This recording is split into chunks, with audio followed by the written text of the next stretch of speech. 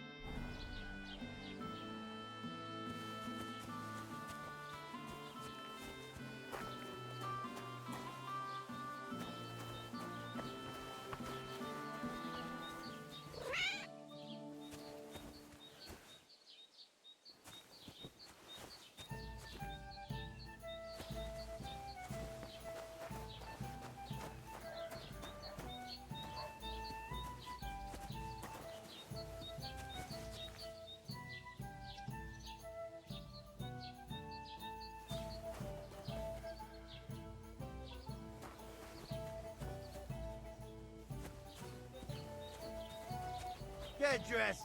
You can't just walk around like this.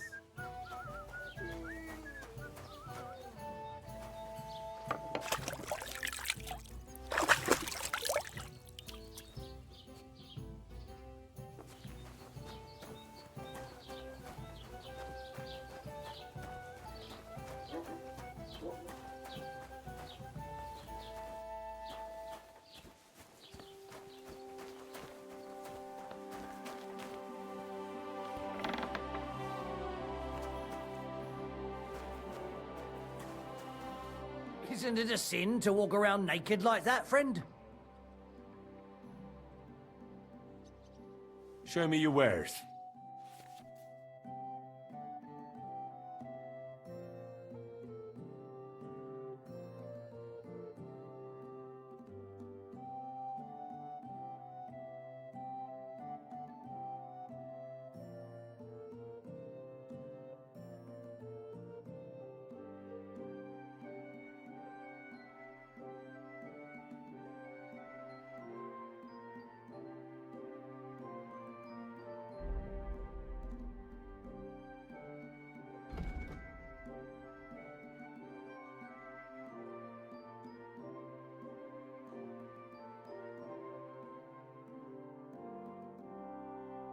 Oh well, what can you do?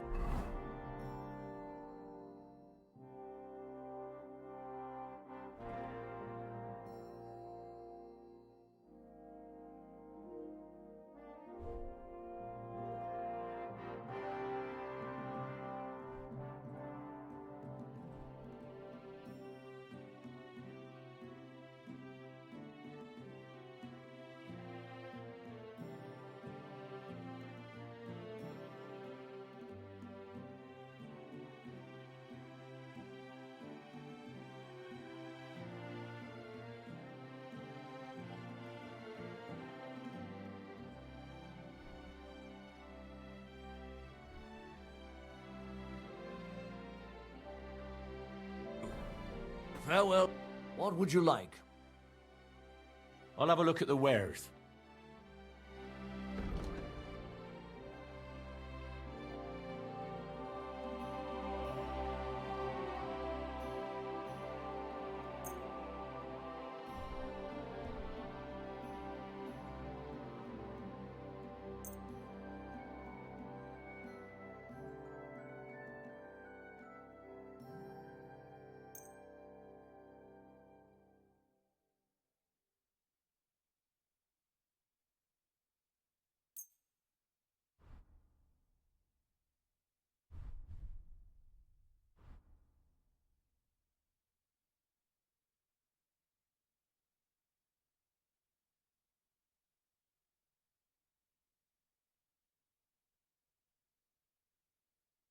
I hope you'll be satisfied.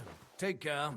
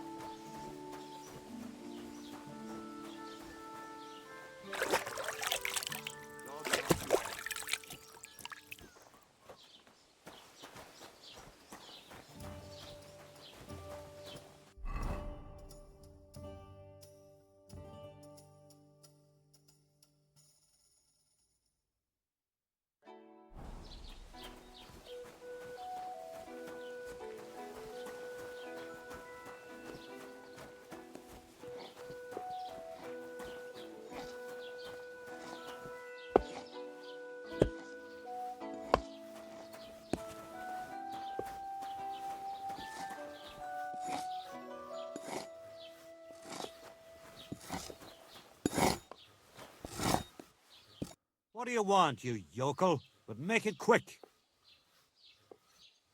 What do you have for sale?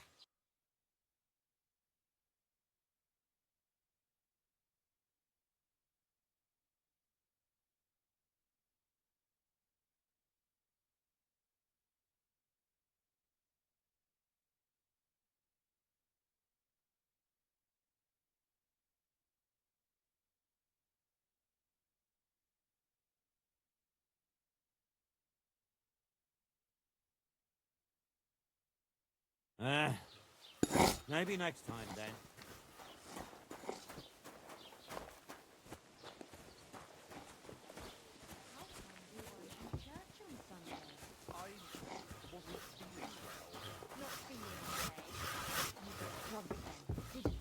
No, of course not. I was feeling under the weather in the evening, and the next morning I just couldn't get up. By the weather. Right. Hi-yo. Ball and chain of yours. If I was under her, I reckon I wouldn't be able to get up either. Hey, that's enough of that. You do remember the promise we made, don't you?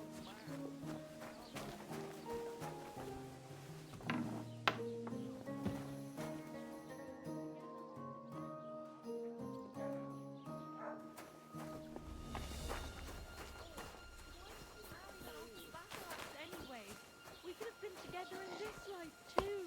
Don't even start. We've been over this 100 times. Halt! You'll go to confession Search! and there is Show me what you've got on you. got that, or I'll end up in the kingdom of heaven by myself. Go ahead and search me. I've got nothing to hide. I've got to go now.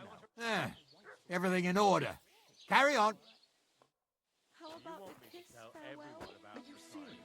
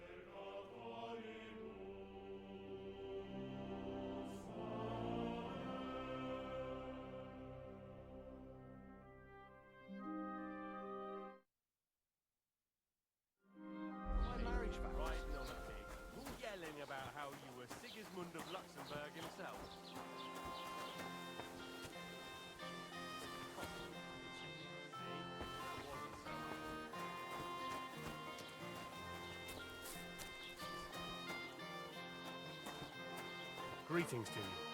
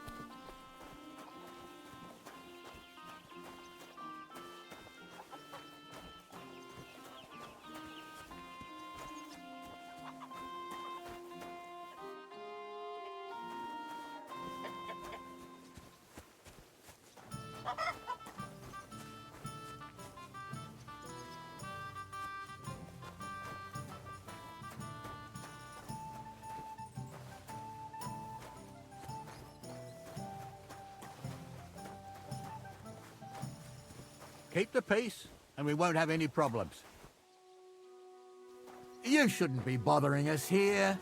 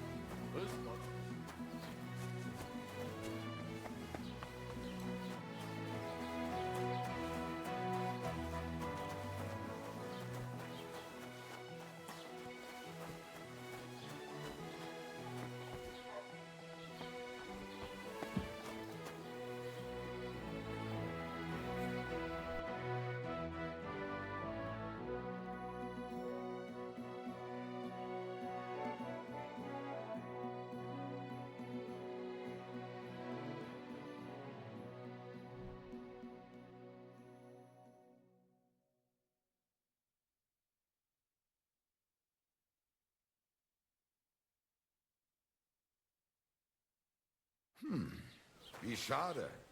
Auf Wiedersehen. Greetings.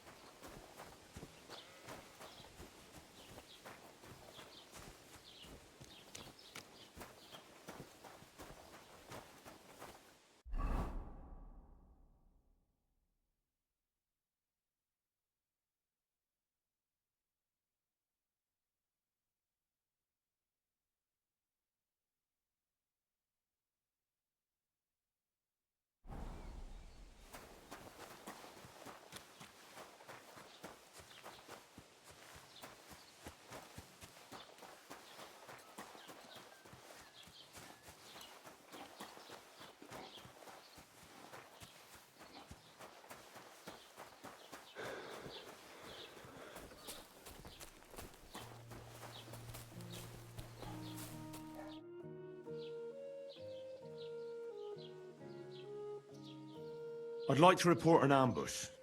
Some scoundrels attacked my lord's retinue and killed our men. That's a serious matter. Where is your lord? Well, he left. I don't understand why he's not lodging a complaint himself, and why not directly at the castle. He has that right as a lord. It's a long story. My lord got very angry and then went missing.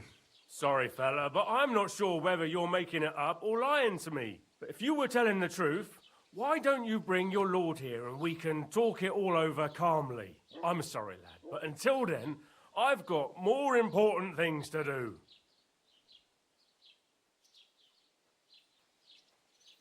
I need to speak with Sir Otto. With the Royal Chamberlain? Are you yanking my official pizzle? Why not? I'd like to talk to him too, boy, but he's still in Prague. He's hardly ever here. Chamberlain Ulrich is in charge of things. And where do I find him? Where do you think? Up in the castle. But they won't let me in there. What do you want me to do about it? That's your problem. I'm not going to put in a word for you. I hardly know you. Excuse me, I'm looking for the man who was in the pillory with me yesterday. Have you seen him? I can't help you with that. You'll have to find him yourself. What's new in the county, Master Bailiff? I heard something's going on in Takov again. Project the Innkeeper is probably coming up with some mischief to pull on the Zhelyevites. Will they never cut it out? Their bickering is making work for me. And now I've been visited by one of the local peasants. He said he found more fresh graves behind his field, just below the village, along the road to Nabokov. What do you mean, more? You sound like this isn't the first time. That we found someone buried here? Don't even ask. I've been digging up bodies ever since that bandit gang started running rampant. Most of them are von Burgo's men. Also, if it wasn't bad enough that gang of bandits is rampaging through the region, now someone's stealing cabbage from the peasants. What a disaster. Cabbage? Aye, and the peasants won't stop bugging me about it. I was just visited by a peasant from Jadar. He's been talking my ears off for God knows how long. Say, do I really have to do this? Do I have the time to look for some moron stealing cabbages? And that's about it. That sounds interesting. Thank you.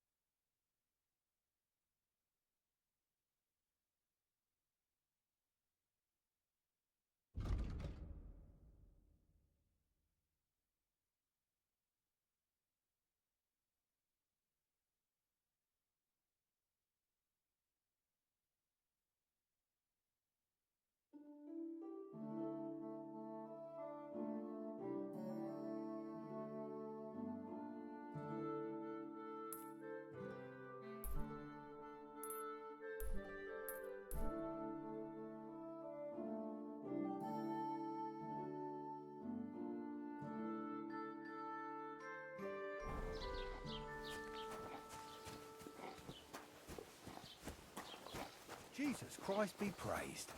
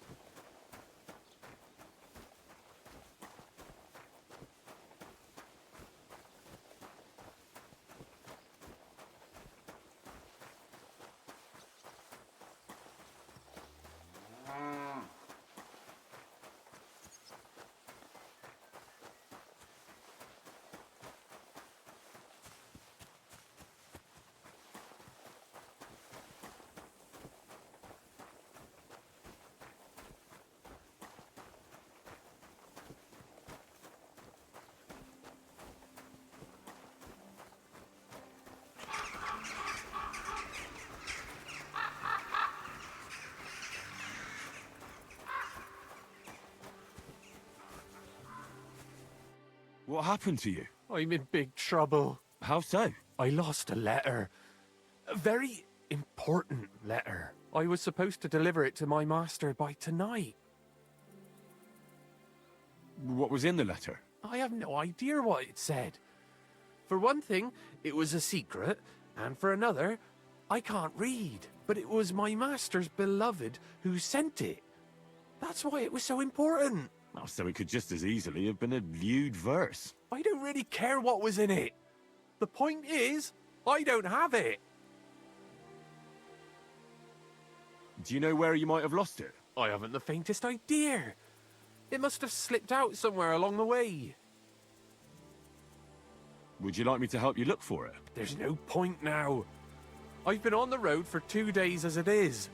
We'll never make it by tonight. You should have been more careful with it. Losing the one thing you're supposed to deliver. I know. So I forgot to check my bag this morning, all right? But now it's gone, and I'm fucked. I have to be going. I hope you find the letter. Me too. Because if I don't, I'm in for a lashing. I'm sorry to hear that. Wait! I have an idea. Punch me in the face. What? Smack me in the gob. I'll say I was ambushed on the way and they took the letter.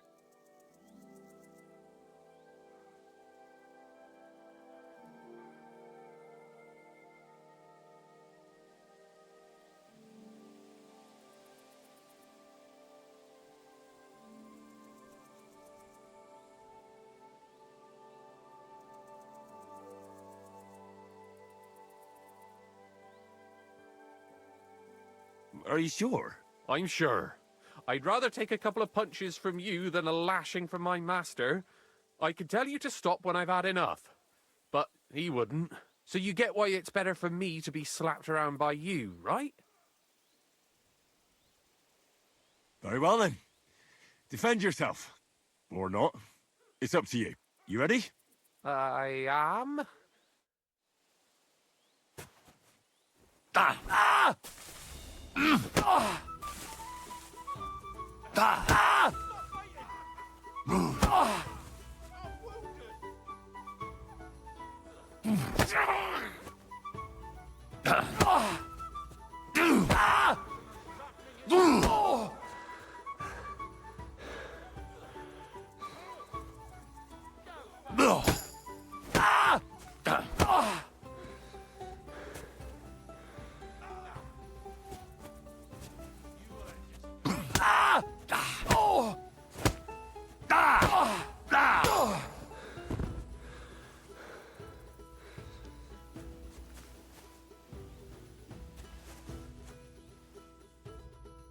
All right. That was rough. Do you think that's enough? I definitely. I'm sore all over. Oh, my mouth most of all. Glad to be of help then. Take care.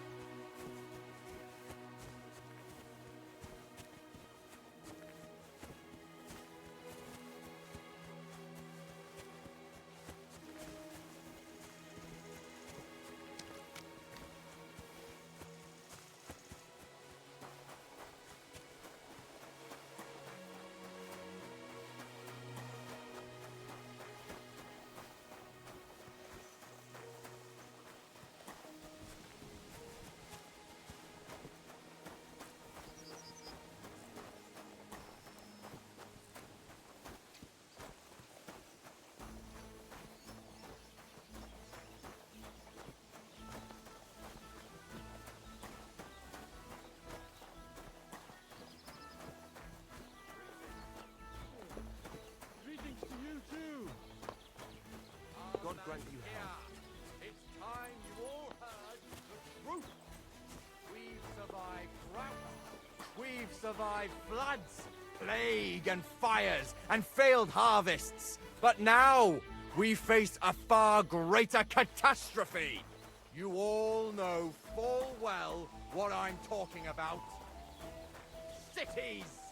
Everyone here knows someone who has moved away for a better life, they said. But I what's went past the your truth? garden the other day, and City is a hotbed of sin. Everyone's drinking and stealing and fornicating right on the street. What's more, the proudest city built walls so nobody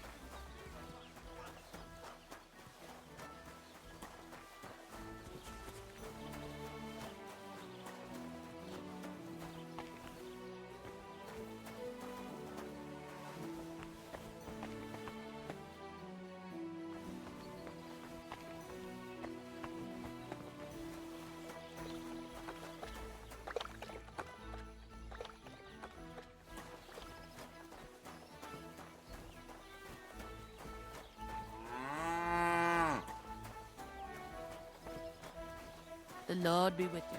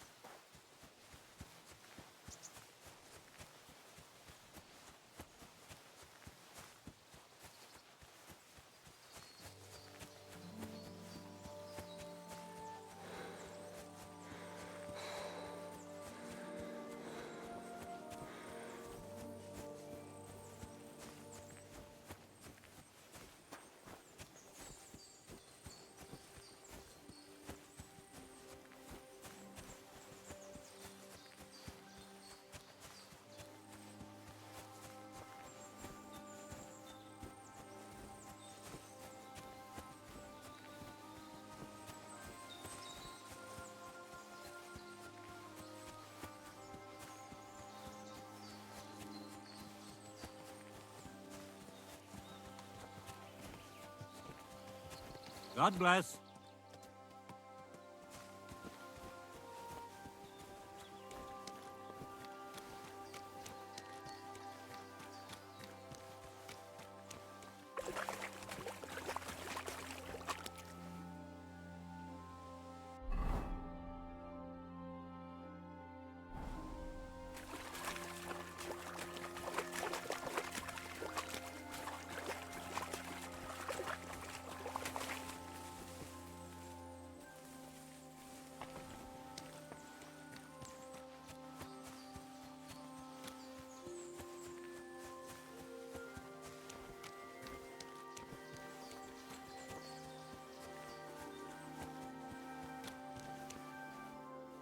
A nice place. Too bad I never learned to fish.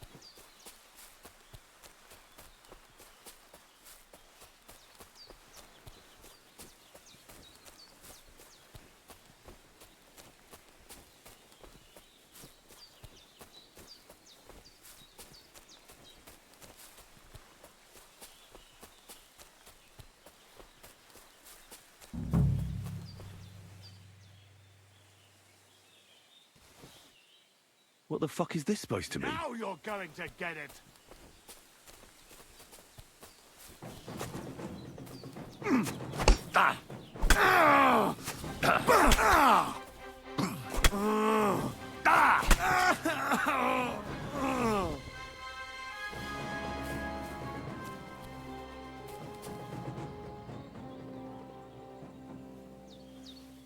Oh, there's something lying over there.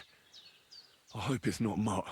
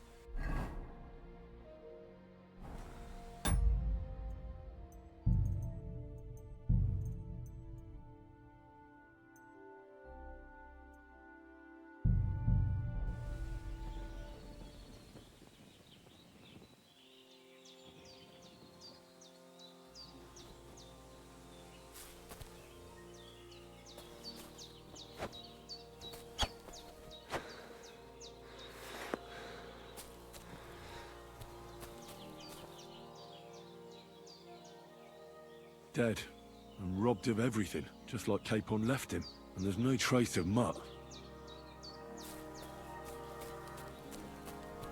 Oh, a nice bit of venison, and something took a good bite of it. Could Mutt have been here? Mutt's nowhere around. Someone must have taken him in. It's not far to the herb woman's place. Maybe I should ask her whether she's seen him.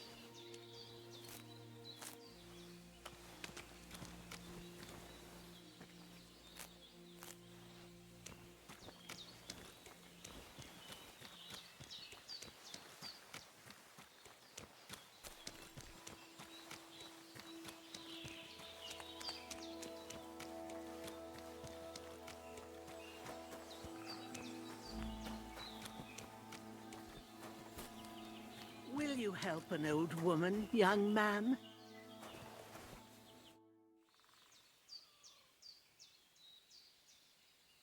Have you seen a stray dog around? I thought he was dead, but he's likely still alive. I'm sorry. I haven't seen any dogs around. Oh, sucker. Do you have any idea where else he might have gone? If I were a dog, I'd go to where there's food. There are plenty of fishermen around the pond, and they're always throwing out leftovers at the tavern. Do you think he'd go and steal leftover food? I don't know much about dogs. He could have run into the woods and started hunting. He wouldn't be the first or the last. There's a whole pack of wolves near Samine these days. Maybe your dog's gone feral and is running around with them. Thanks.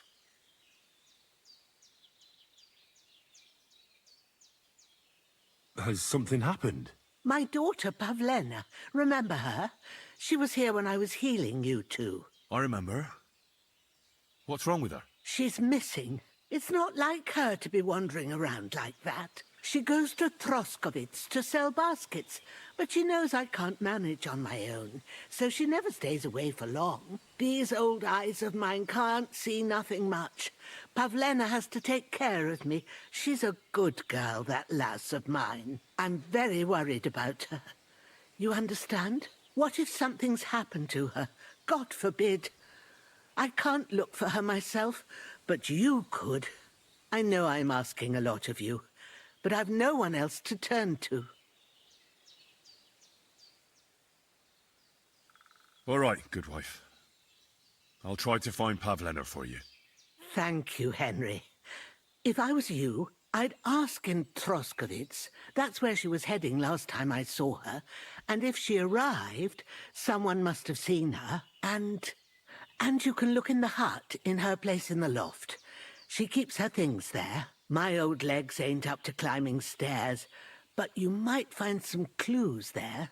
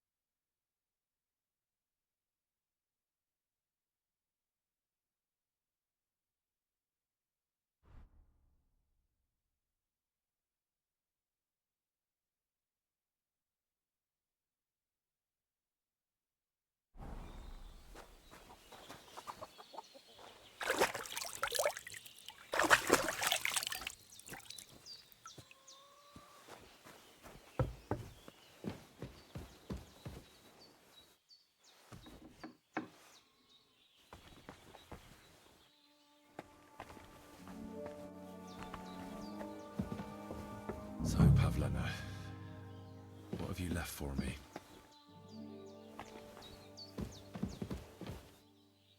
Hey, this is a boy's cap. Does Pavlena wear it? Or did someone leave it here?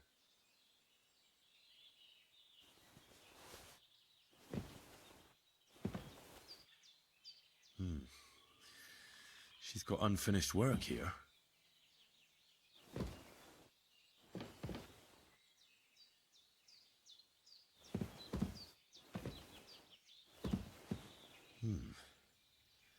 Like she got up and went straight out.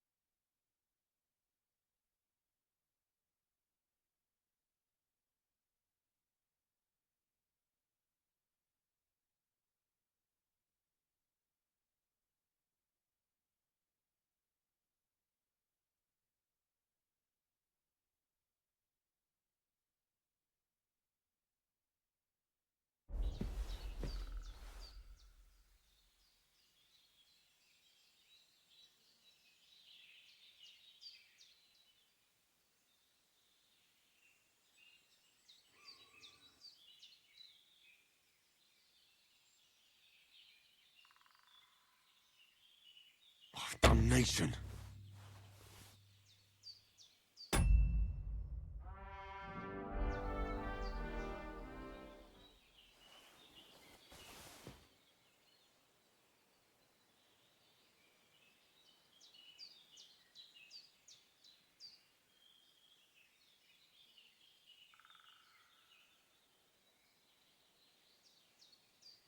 Oh, bloody hell.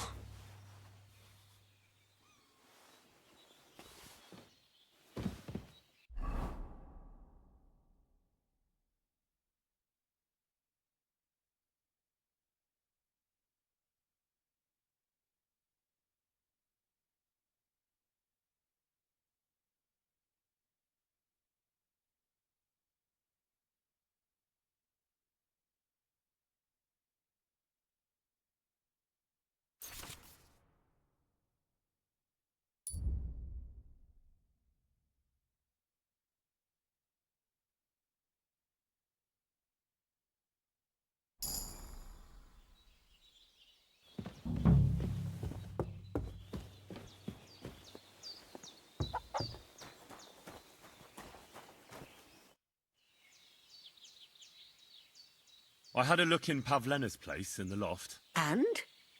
Did you find anything? I found a cap there. A man's cap. I don't suppose Pavlena would wear something like that. You're saying she had some young man here? I'd surely have noticed. I don't know, good wife. I'm just saying what I found. Could she have found herself a beau in Troskovitz? She's got unfinished work there. She weaves baskets. Aye, she usually has a few on the go, but she took them to the market in Troskovitz. We've got nothing here but what we make ourselves, or find in the woods. Pavlena weaves baskets very nicely. Folk buy them from her.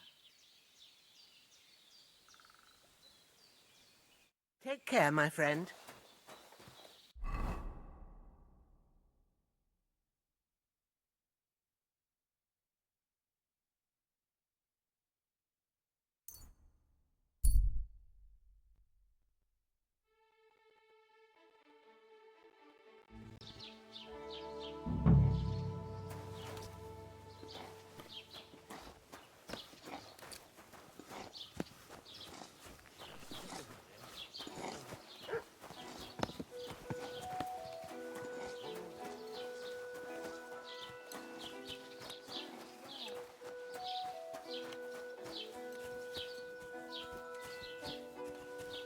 Ale.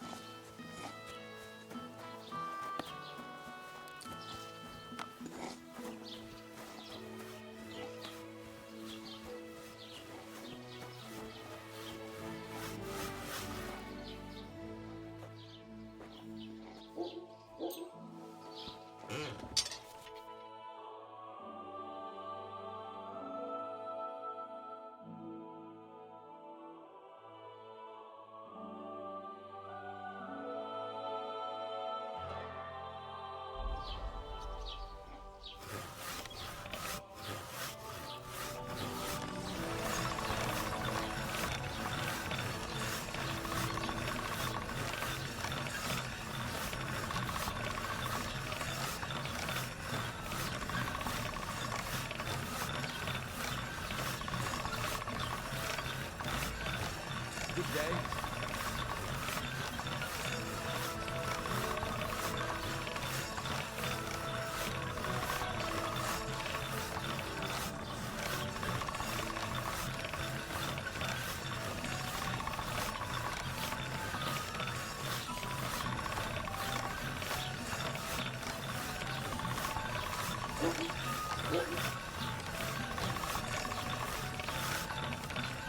That should do it.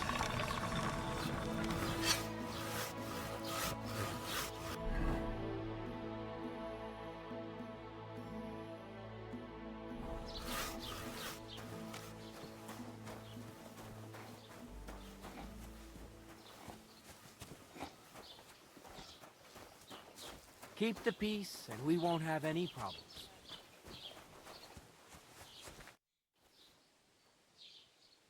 Have you seen Pavlena around here? A young girl from Zhelyov. Sells baskets here sometimes. I don't know, no, Pavlena. Sorry. I hope you find her soon.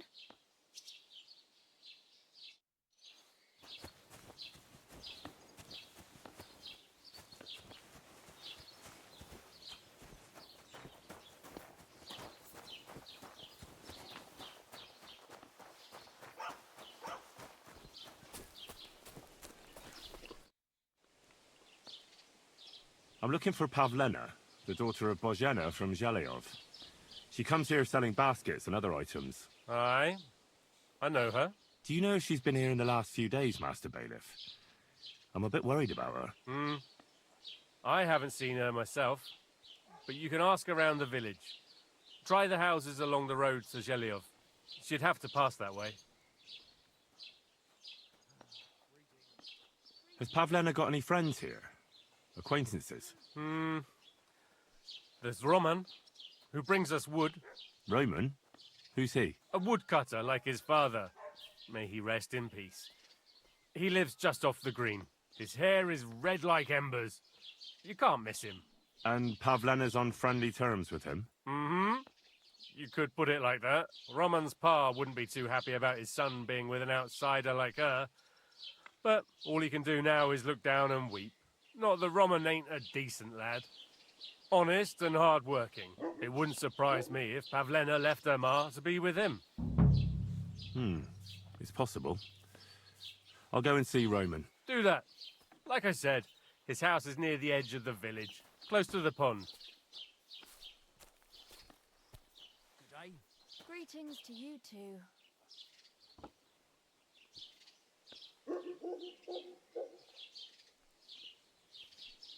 I went past your garden the other day, and that dog of yours was going mad, barking and growling at me like I was a stranger. He never used to be like that. I know. Sorry. He's getting old and losing his wits. He's half blind, as good as deaf, and when he takes fright, he nearly bites your hand off. He used to be such a sweet dog. I'll give him a bit longer before I take him to the knackers. I don't want to wait for him to bite someone. You serious? That poor dog. Aye, he is. When he was little, he fit inside my hat. He was such a cute puppy. We'll miss him when he's gone. You should get another puppy. Everyone needs something to cheer them up.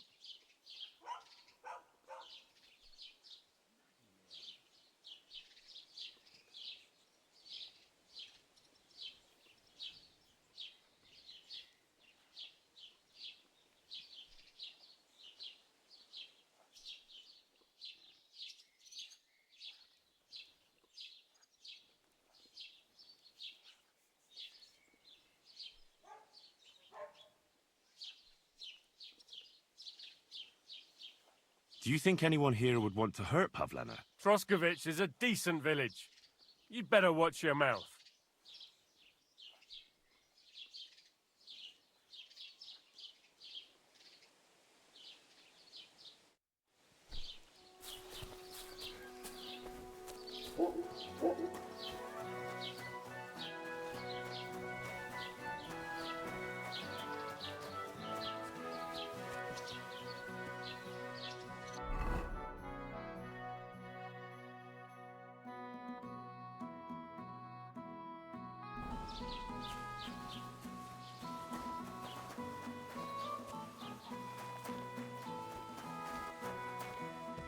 Lord be with you.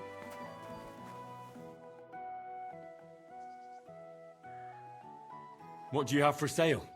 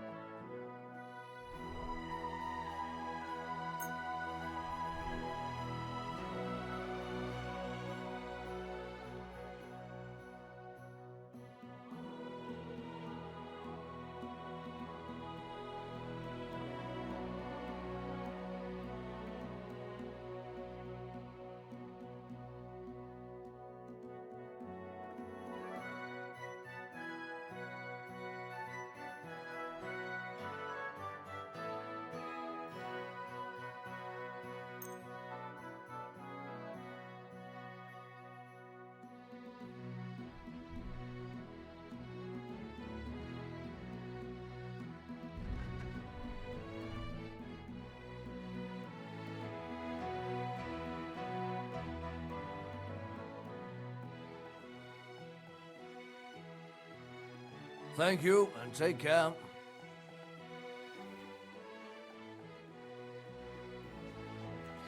This could use some repairs.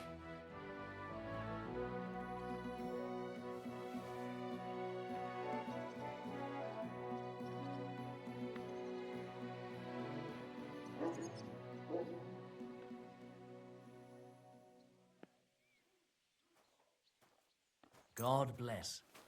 Good day.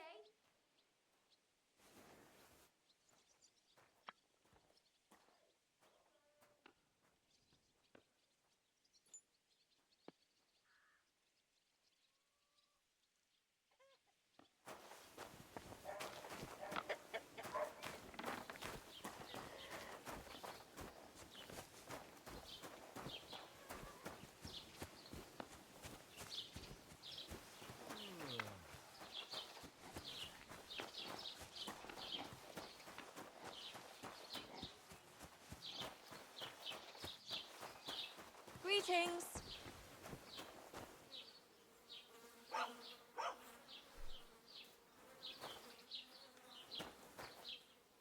A blessed evening to you.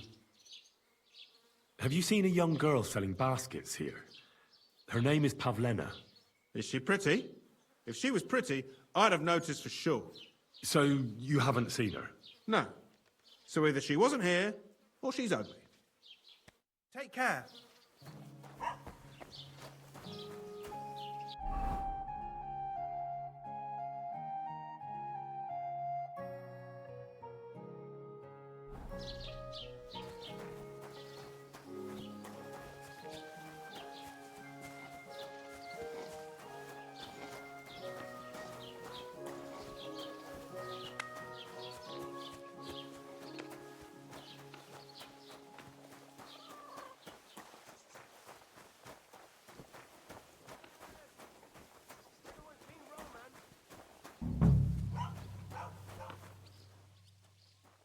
Ave Maria.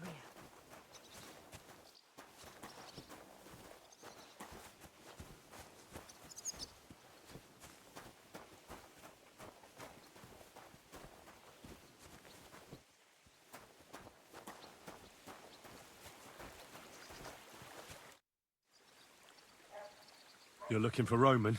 I also need to find him. To ask if he knows where Pavlena is. That sweetheart of his? Well now, I hadn't thought of that. They could be together somewhere, so you can help me look for him. Where do you think Pavlena and Roman might be? Not long ago, Roman was talking over a beer about how him and Pavlena wanted to leave and start a new life. Somewhere where no one knows her and her ma. You think they'd really do it? I took it all with a grain of salt, but after what he told me last time, anything is possible. For Christ's sake, he's got a whole house his pa left him. He wouldn't just leave it on account of her, would he? Well, I don't think either that Pavlena would just run off and leave her mother alone. You never know with women. And what's more... No, I shouldn't say nothing about that. Best to go and look in Roman's house. He wouldn't just leave empty-handed, right? Wait, though. What was it you were going to say about Pavlena? What did Roman tell you? Why would he want to move away with Pavlena now? No, I shouldn't have said anything. I promised I wouldn't tell anyone.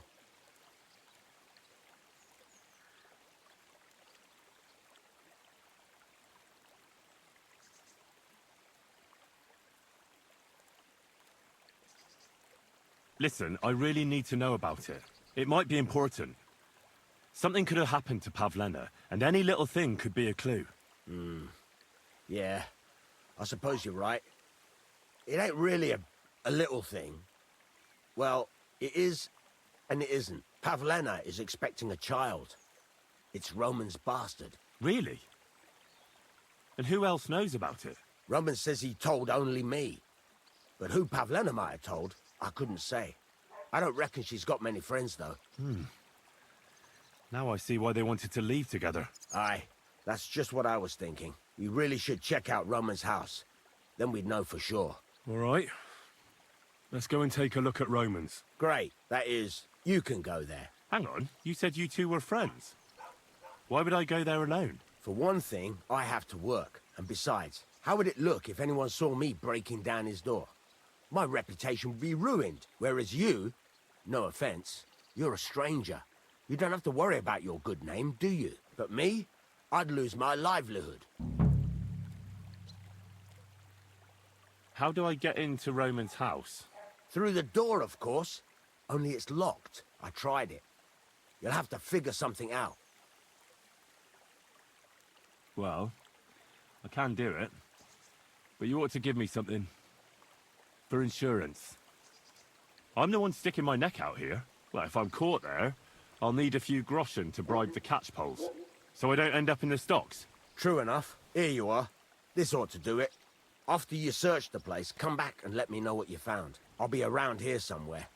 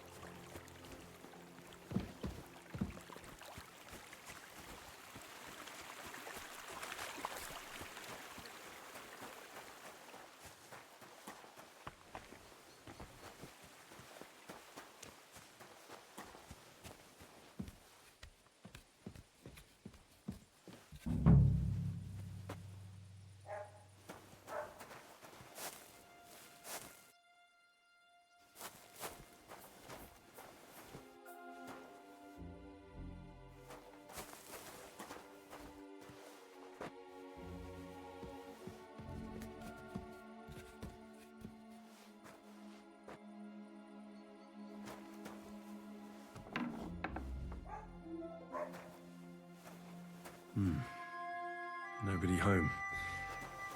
But maybe Pavlena was here.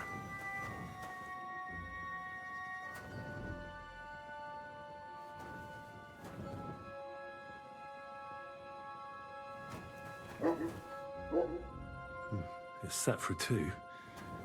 Freshly eaten. And there are the baskets Pavlena came here to sell. They were here for sure. Maybe they just went for a stroll. Dushko might know about their favorite spots.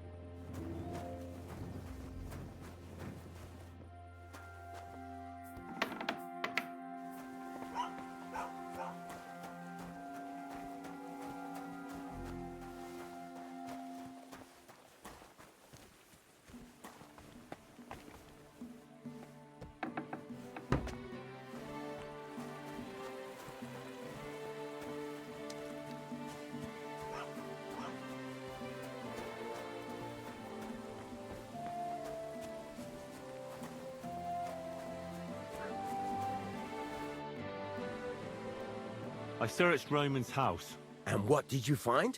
Well, there's no one there, but Pavlena had been there for sure. The table was set for 2, and I found the baskets that she sells too. You're right. It sure does look like she was there. It can't have been long ago either. The food was still fresh. Any idea where they might have gone? Well, they've got a favorite spot down by the stream. You could try looking there. Where exactly? There's a ditch leading from Roman's house to the stream. Follow it down the hill. When you come to a place where the stream flows between the 2 big boulders, turn left and go straight. There it is, under an old linden tree. All right. Thank you. But, mind you don't walk into the middle of anything, awkward. And tell that lazy bastard to get his ass to work. I'm not going to do his work for him. Farewell, my friend.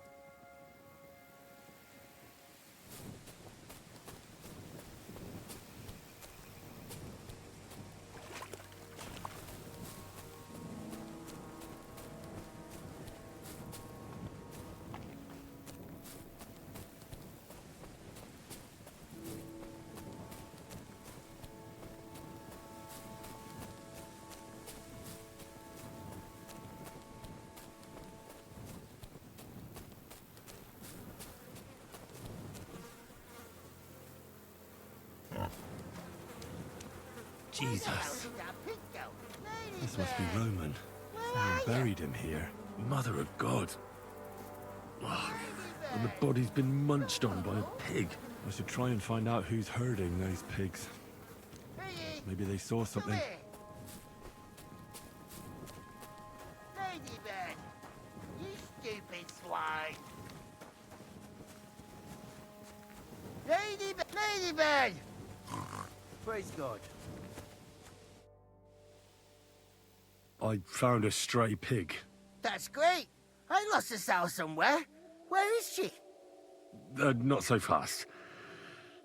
It's munching on a corpse back there in the forest. Blessed Virgin! What corpse?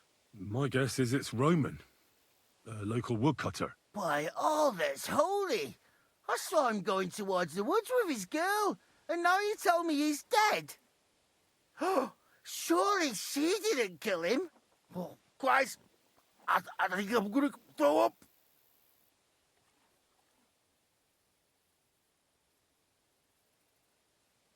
You say you saw Roman with his girl? You mean Pavlena? Aye, that's the name, Pavlena. I saw the pair of them going down towards the stream. Probably for a smooch. The two of them are pretty close. That is, they were. Oh, you think the girl might be mixed up in his death? I hope not. I'm trying to find her too. Have you seen anything suspicious going on around here? Suspicious? Like how? I don't know. Someone carrying or dragging something? That corpse didn't walk there on its own. Hang on now. I did see something a bit odd. One of the farmhands came from the woods in a big hurry. And he was carrying a spade. Which one of them was it? Straw! That is Slavobor. But everyone calls him Straw. He works on Yakash's farm. The big farmstead in the south of the village. Oh, do you think he could have killed Roman? Who knows? But it does seem like he buried him. God's truth. Who are you? My name is Hugo. I herd hogs. I take them to the woods to forage for acorns and nuts. But I ain't got nothing to do with no cops, if that's what you're asking. Thanks for your help. I better go and find that farmhand. Aye, and if he really done it, then give the murdering fucker what he deserves. Ladybird!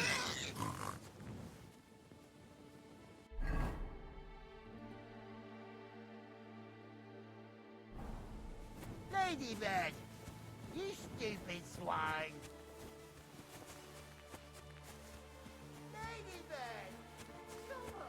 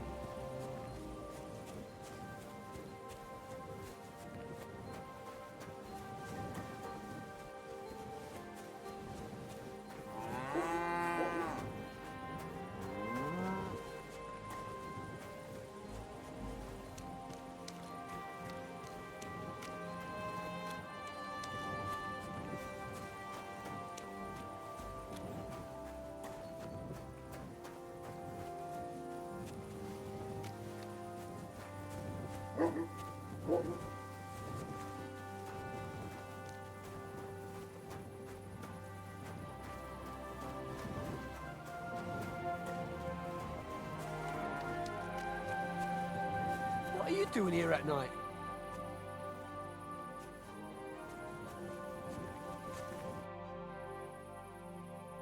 Are you the one they call Straw? Yeah. Why? I know everything. I know you buried Roman's body in the woods. What? How could you? That's not true. It's no use trying to wriggle out of it. I have a witness. Shit. Fuck. I didn't want nothing to do with it, I swear. It's all that girl's fault. Where is Pavlena? I ain't telling you nothing.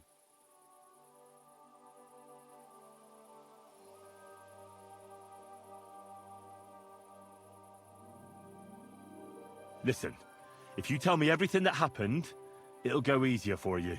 Confess to everything, and nothing will happen to you. But we killed Roman. They'll hang us for that. I can't let you go. Now you know everything.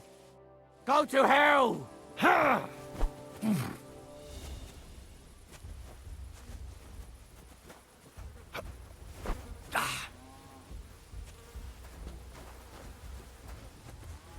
Show your stuff! Mercy! Spare me! Had enough! Enough! Enough! I'll tell you everything.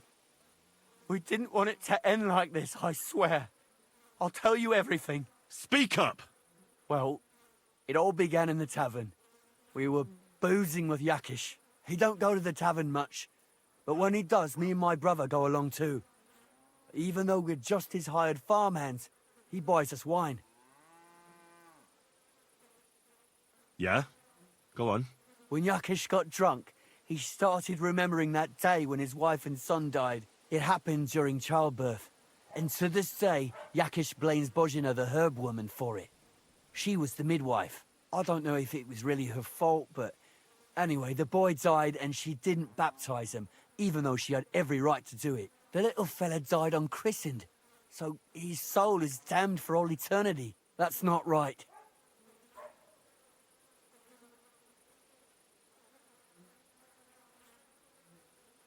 Actually, children who die unbaptized aren't damned. I heard a priest once talking about some place called Crimbo or something. It's like hell, only the colours are different. And it's, I think, underground? Or in Prague? Can I carry on? Right, yeah. So, you were in the tavern with Yakesh, and... When he had 3 or 4 jugs inside him, Yakish started on about how he'd give anything to see Bozhina suffer the same pain as he did. It wasn't enough for him that they drove her out of the village that time. He wanted to pay her back even more. I hope for your own good, this isn't going where I think it's going. No. Listen, my brother Ota, he was always the sly one out of the two of us. He came up with this idea that we'd lie in wait for Pavlena when she came to sell her baskets. I see. Bozhena's daughter for Yakesh's son. No, it wasn't like that. We didn't set out to kill her, just to give her a bit of a hiding and tell her not to come back here again. Then we'd lie to Yakish that she was dead, and he'd reward us with... well, he's got 2 girls to marry off, and Marusha's a pretty one. But he'd never let either of them marry a hired hand unless I'd done him a worthwhile service. See? Oh, so you two just ambushed that poor girl? Where is she now? Answer! We followed her along the path to the pond, and then we jumped her. Only then her fella turned up, Roman. As soon as he saw us, he charged us like a wounded boar. And he held my brother by the throat and pounded him like a madman. So I grabbed a rock and smashed him over the head with it. I never seen so much blood. I didn't mean to kill him, I swear. God almighty. And what did you do with Pavlena? She was stunned when she saw what happened. So my brother grabbed her and dragged her into the rocks while I went to bury Roman. We couldn't just let her go after she'd seen everything. Where in the rocks? To the south of Zhelyov. There's a kind of gorge there. An abandoned poacher's hide with a ladder leading to it. I've told you everything. What are you going to do with me?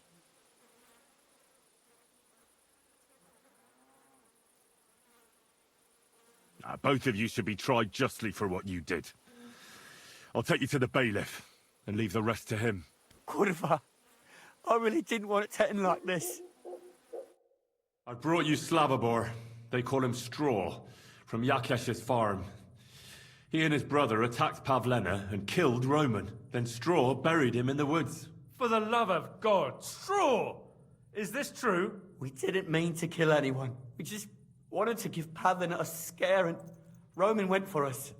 It was self-defense. Henry, is it true what he's saying?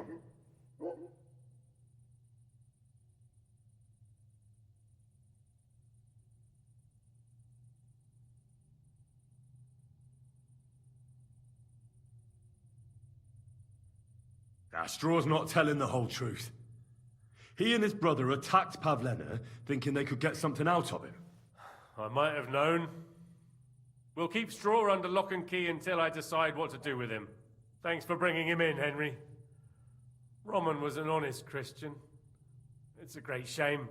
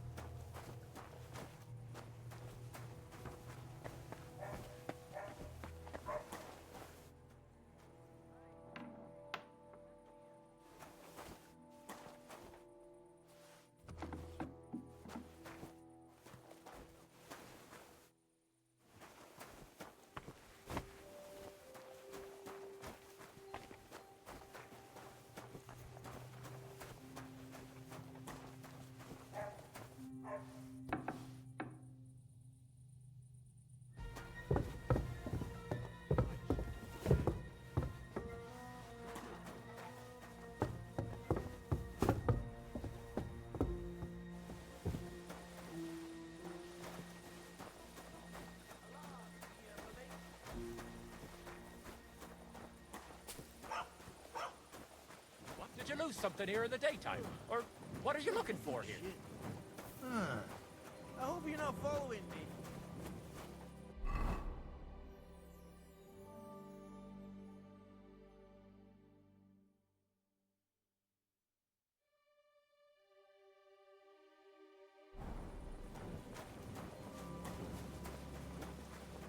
Jesus Christ be praised.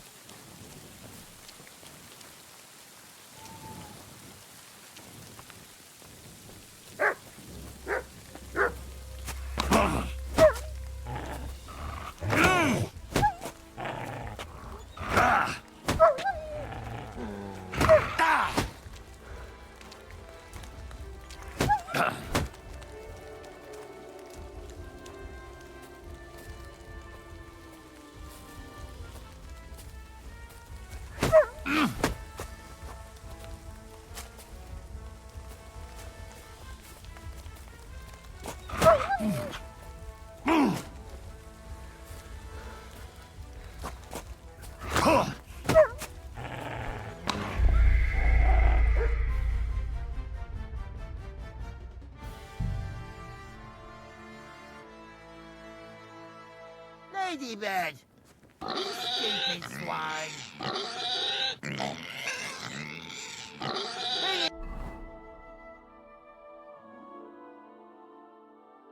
Hey, come here! Ladybird! Ladybird! Ladybird! Come on!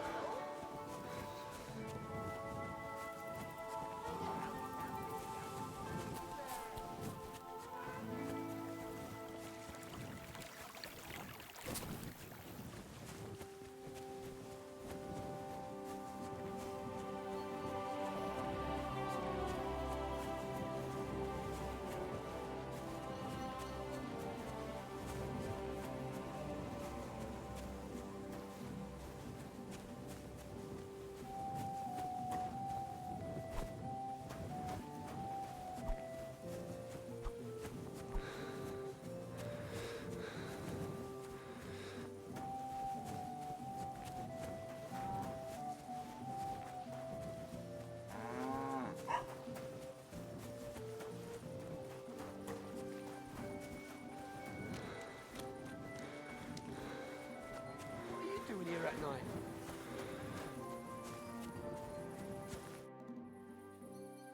Are you the one they... I know everything. What? It's no use trying to... Shit. It's all that... Where is... I ain't telling.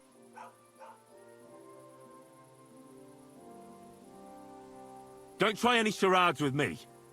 If something's happened to Pavlena, you'll pay for it. Here and now. No. You're the one who will pay. I won't let you go and snitch on us.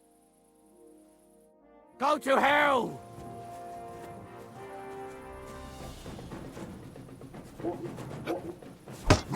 Ah! Enough! I give up!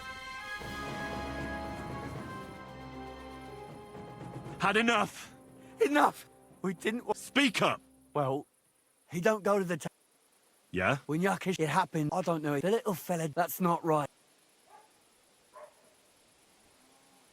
That's awful. When he had 3 or 4 jugs inside him, it wasn't enough for him. I hope... No. I see. No, it was... Then we lied to you. He's got... Unless... Oh, so you... as soon he held... So I never seen... God almighty. She was... We couldn't... Where in... To the south. What? Both of you... Could have... I brought you Slabberboard and straw, buried him in the... For the love of God, We didn't mean... We just... wanted Henry. Is it?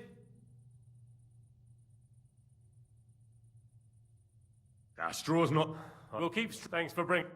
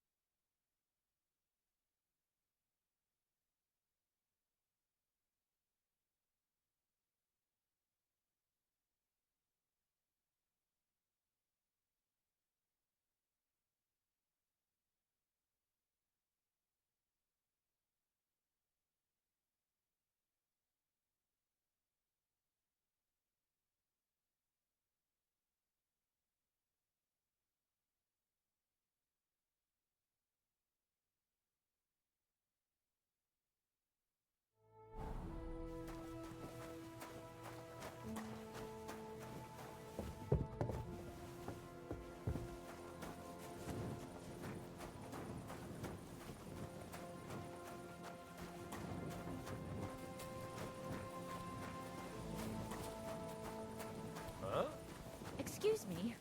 I hope you aren't snooping around. Don't cause any trouble. Got it? Never mind. I thought there was something fishy going on.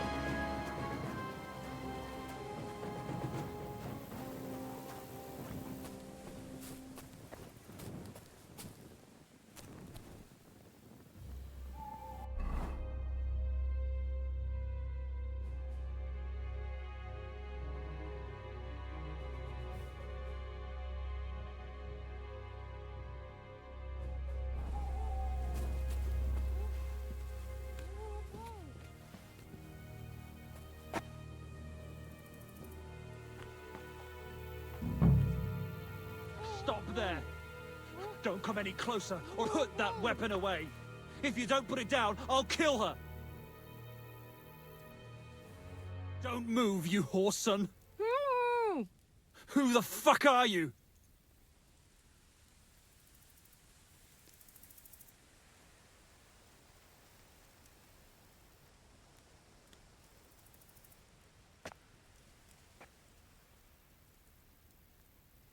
My name is Henry.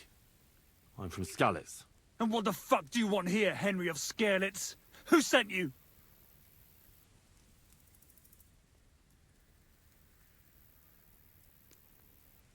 First, tell me who you are. We're Christians. We can talk things over, can't we? What are you playing at? My name is none of your fucking business. Her mother sent me. She's worried about Pavlena. Shit. I might have known that old witch would send someone. Kurva. I never wanted it to end like this. You gotta believe me. I just wanted to give Pavlena a scare, but then that fool Roman got mixed up in it and... I never meant to kill anyone. Shit. Take it easy. Don't fucking tell me to take it easy. How did you get here? My dog Bristly was guarding the entrance. What did you do to him, you bastard? And where's my brother? He should have been here long ago. Talk, or I'll slit her throat.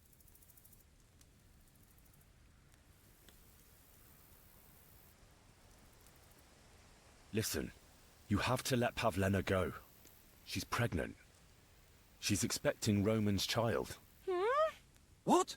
How do you know? Roman told Dushko, and Dushko told me. Oh, shit. We killed the baby's father. Let the girl go. She's suffered enough. All right, I'll let her go.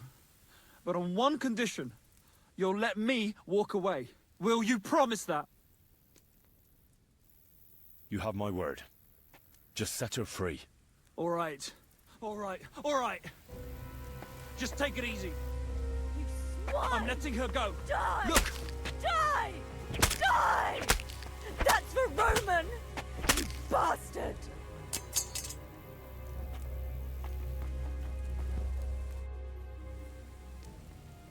You killed him. But he let you go. So what? He deserved nothing better. No, you're right. He had it coming. Yes, for what he did to Roman. I have to get out of here. Will you take me back home? Sorry, but I want to clear something up before we go. What's that?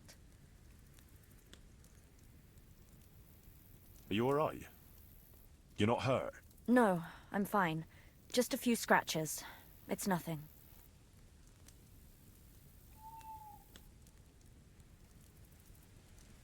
That's all I need to know.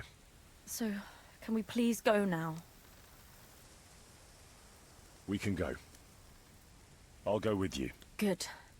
I don't want to spend another moment here. Of course. Let's go then.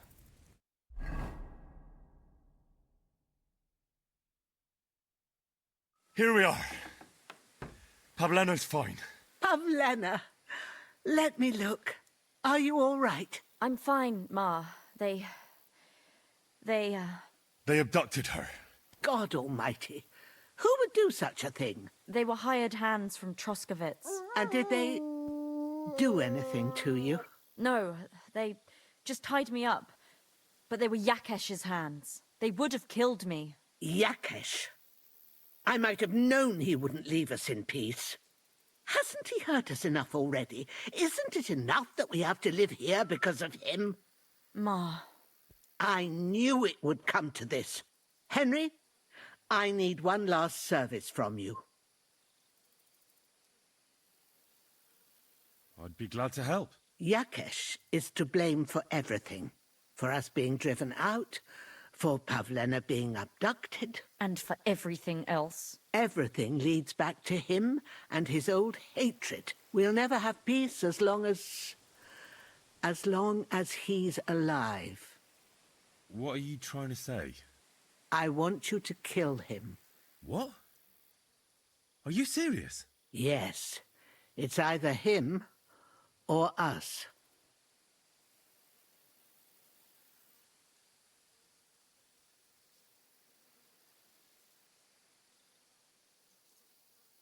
Bozhena, don't you know that that path leads nowhere good? They hurt Pavlena, yes, but you mustn't do anything. Murder is a sin. No, Henry. Enough is enough. When Yakesh accused us of killing his son, I did nothing. When they drove us out of the village, I did nothing. When we had to forage in the woods to survive and spent the winter shivering over dying embers, I did nothing. And now, when Yakesh tried to kill my daughter, you tell me I should do nothing? No, lad. This can't go on. And what if someone then avenges Yakesh's death on you? Let them. I've had enough. Why would I make peace with someone who only wants to hurt us?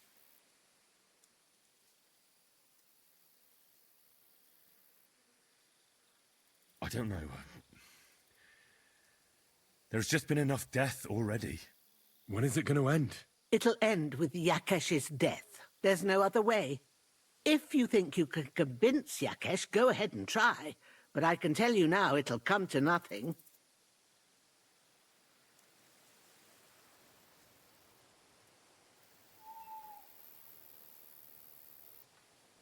I'm not getting involved in any murder as long as there's a chance of talking it over. I'll try to patch things up between you and Yakesh, even if you don't think it'll work out. As you wish. But when you fail, you'll know what needs to be done. Otherwise, this will never end.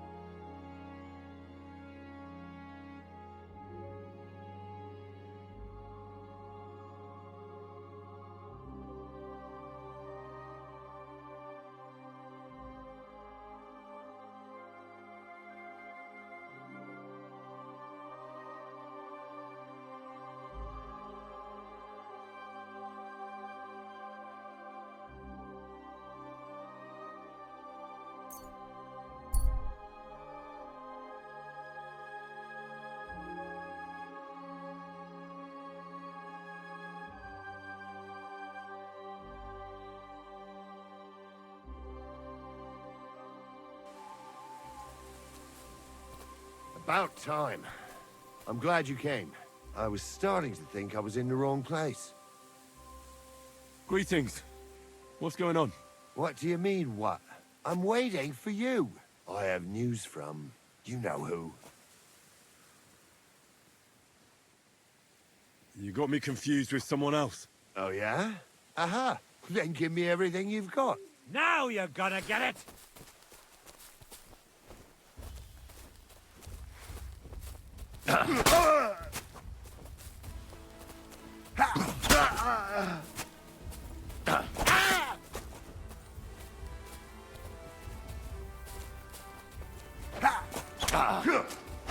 Take that!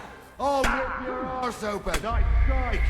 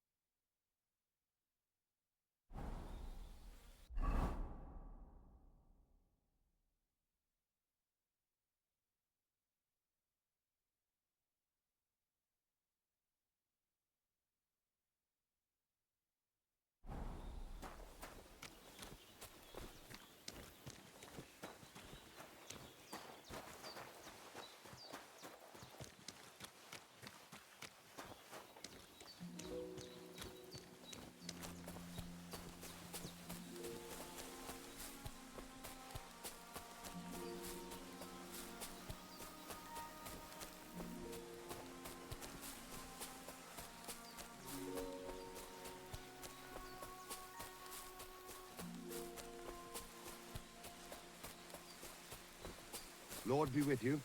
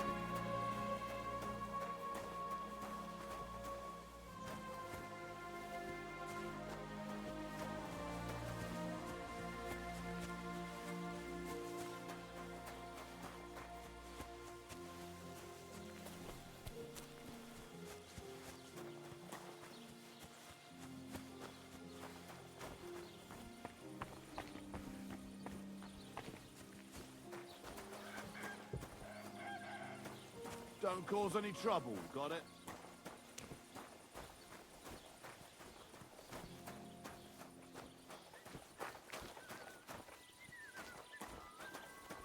Guten Tag.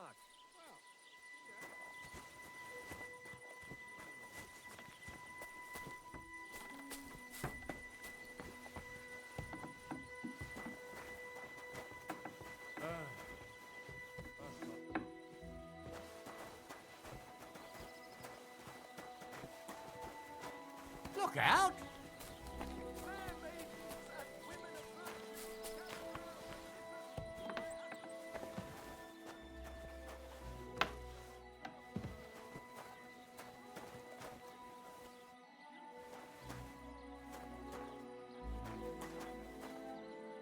Greetings. What do you need?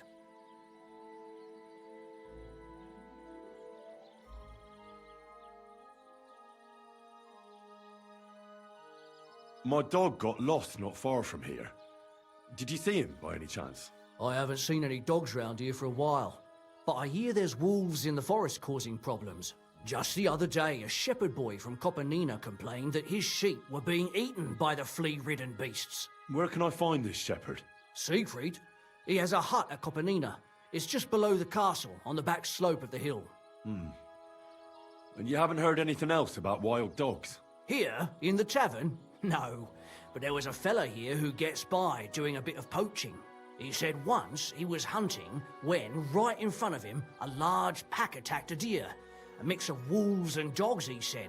That's not something you see every day. Do you know where that was? How would I know where he goes hunting? But I'd say it was in the forest. Excuse me, I'm looking for a friend of mine. He's not from round here, but... Let me guess. A dirty ruffian who ain't got a groschen to his name but acts like he owns the bloody place. He was here then? Aye, he was. He was larging it up, good and proper, and then he found some lads who paid his bill, unfortunately. What do you mean by that? Why unfortunately? Because they're right ruffians who are always up to no good. But still, birds of a feather, eh? In the end, they left like best pals, but got no idea where they went.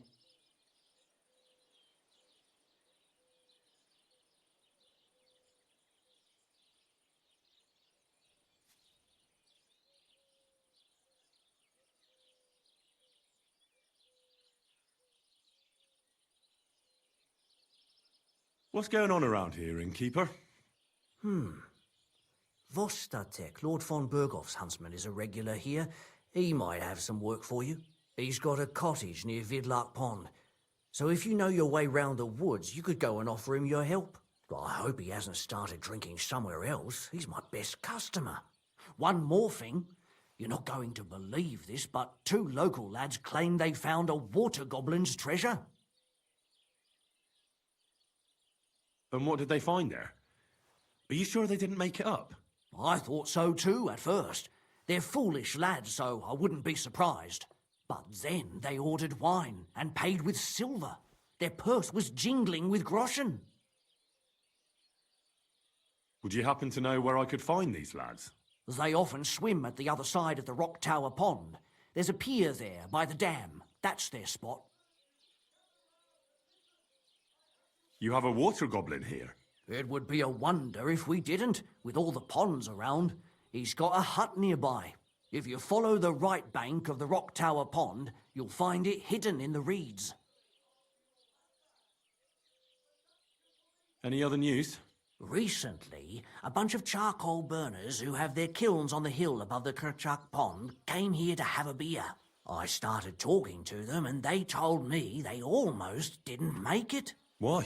They said a pack of wolves came after them. Aren't wolves afraid of people? That's what I thought too. It's strange. Did they tell you how large the pack was?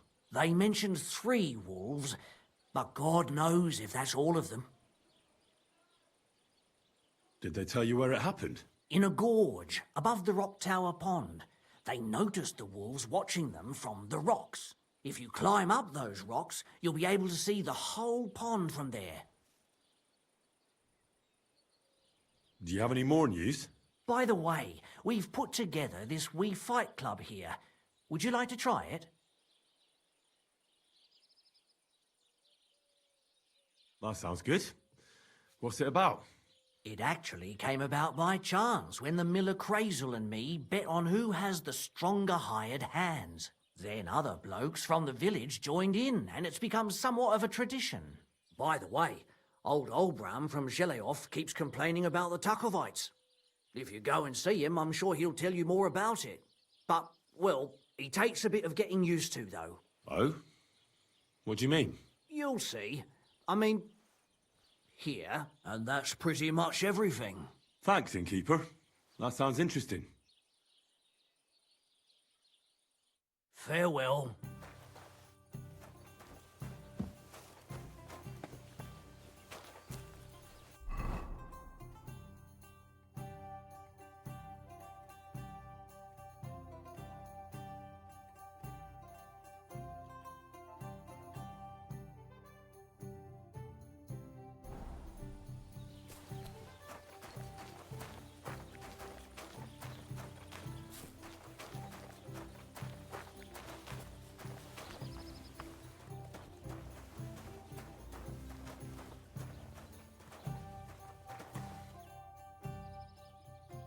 Tell me more about these fights of yours.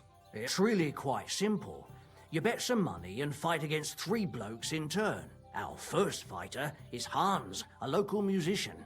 He may not look like much, but he knows a few tricks. Then we have Bohunek here. He works with horses, so he has more than enough strength to spare. And then there's Fiala. A good bloke, but Dorothy, his wife, has forbidden him from fighting. I'd like to try the fights here. Why not? But it won't be for free. If you don't have enough money, try to go and see Crazel at the mill. He recently bragged he was going to send someone here, but no one has come yet. Maybe you can come to some agreement together. Fine. I'll go and see him, and we'll see. See you soon, my friend.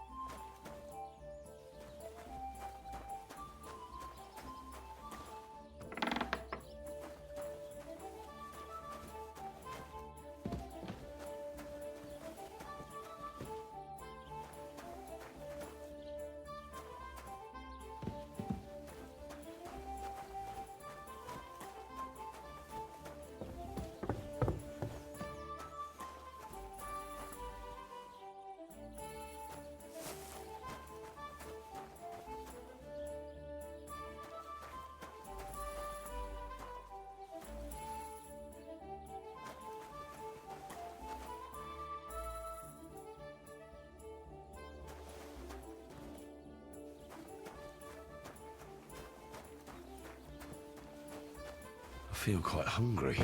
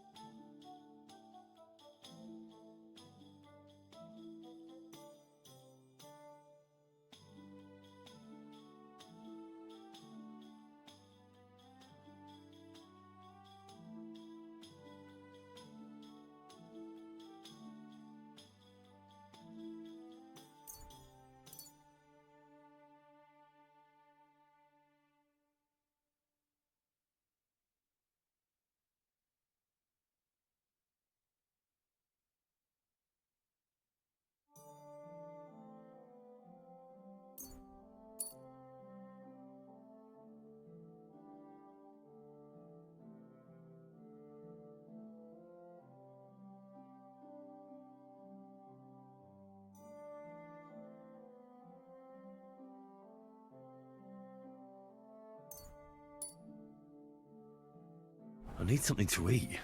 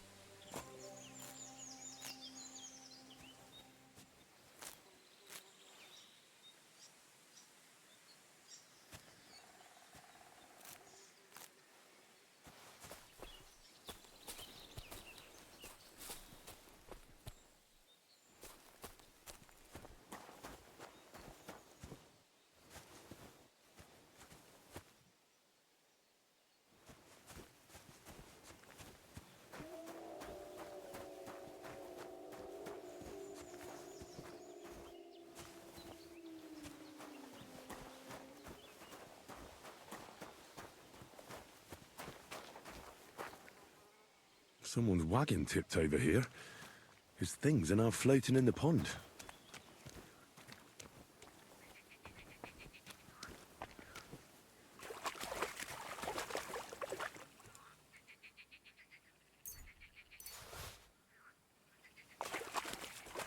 Oh, I can't go any further. It's too deep.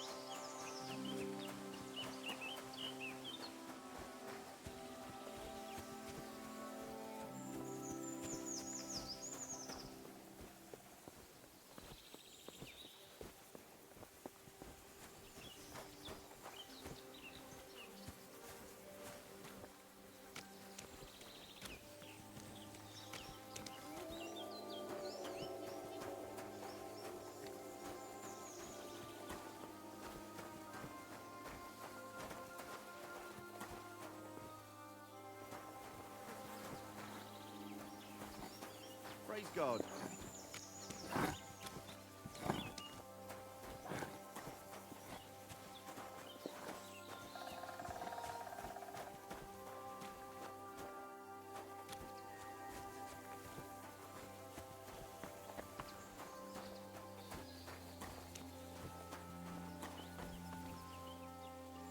Greetings to you.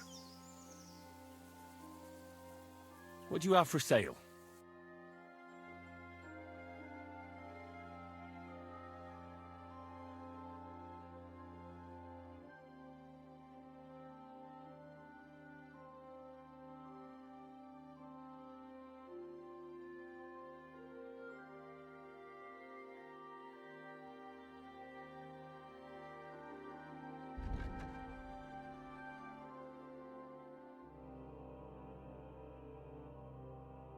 You're a bit picky, aren't you?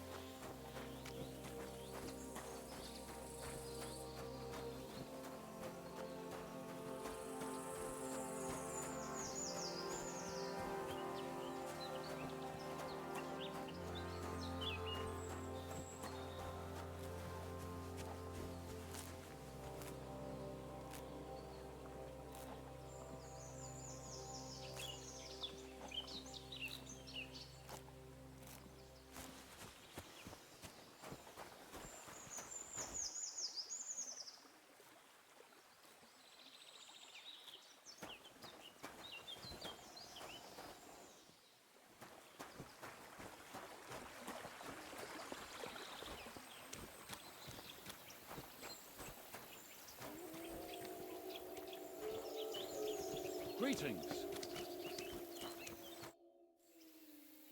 Since you're always walking around the ponds here, did you notice a stray dog wandering about? What? A dog? Do you think he came here to poach fish? Now, sheep? Well, that would be another story. And why did you specifically mention sheep? A while back, I heard Siegfried the shepherd complaining about them. Or about the gamekeeper. Or both. Why didn't you go and ask him yourself? Where will I find that shepherd? Siegfried? He lives with his sheep not far from here. On the other side of the water, up on the hill, towards the castle. Thanks. I'll try and ask him. Otherwise, you haven't heard any talk of stray dogs around here, have you? No, if it doesn't have fins and scales, I'm not interested in it. Though one night I was way down on the southern end of Rock Tower Pond, the big one. I've a spot there where I catch catfish. Well, I'm fishing, and all of a sudden I hear howling. Not just any old howling, mind you. There must have been at least 50 of them howling in the woods. That noise like an avalanche. I ran straight home and haven't been back there since. Such a large pack. Take care.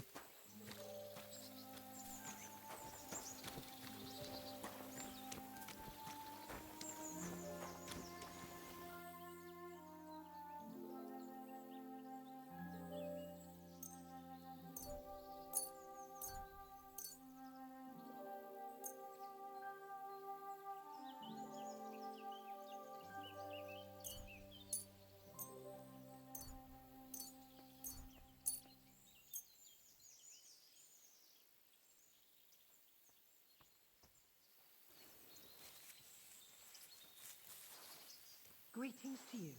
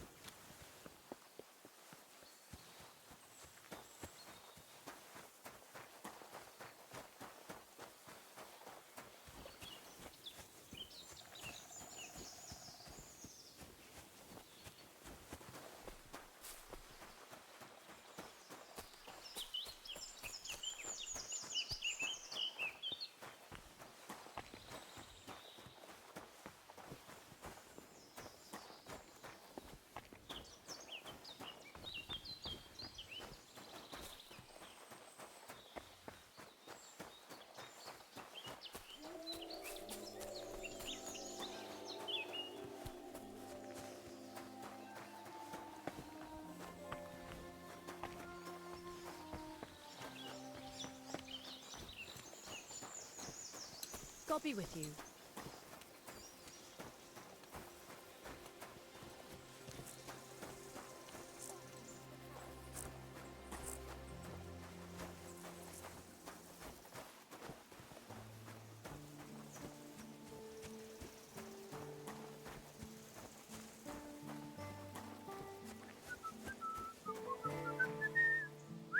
Greetings.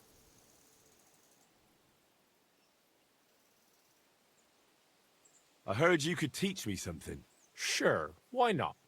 If you pay me, I'll teach you a few of my tricks. What are you interested in?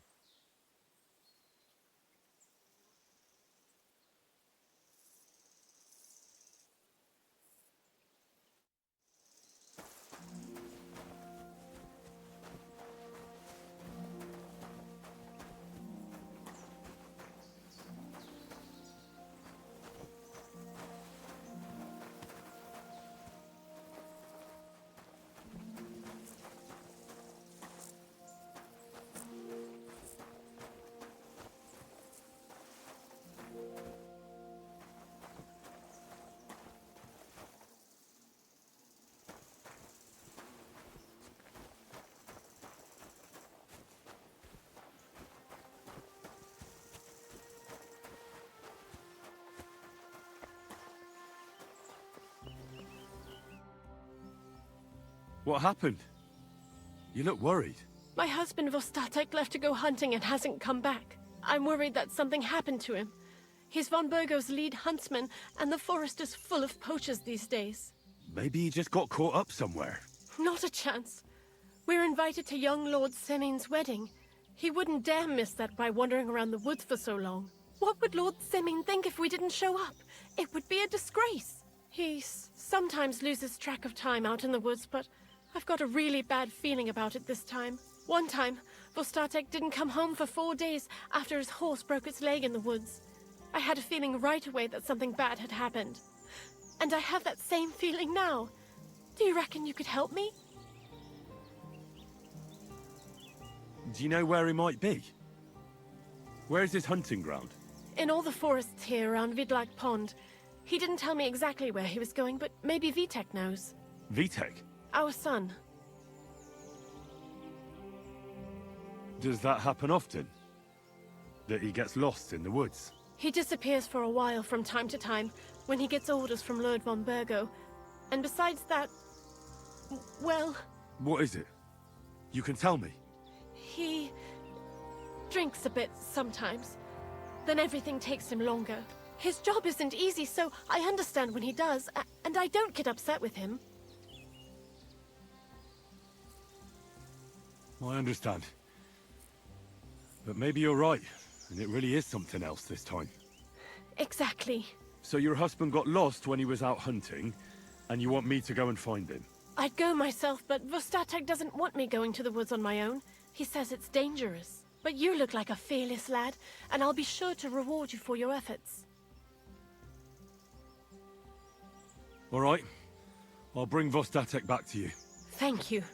I wouldn't send you if I didn't think it was necessary, but I have a really bad feeling about this. Before you leave, please make sure to talk to Vitek. Maybe he'd know where his father was headed. Why doesn't Vitek go looking for Vostatek then? I told him, but the lad is young and stubborn. He just doesn't listen to me. And besides, him and Vostatek don't get along very well. All right. I'll let you know as soon as I find something. Be careful out there. Take care now.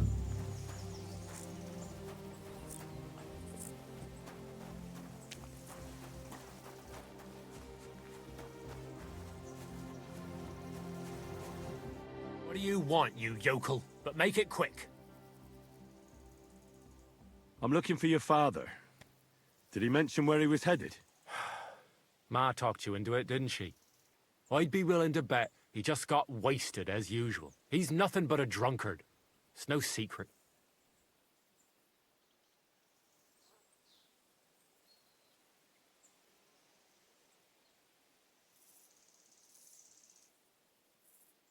Do you even realize what's at stake here?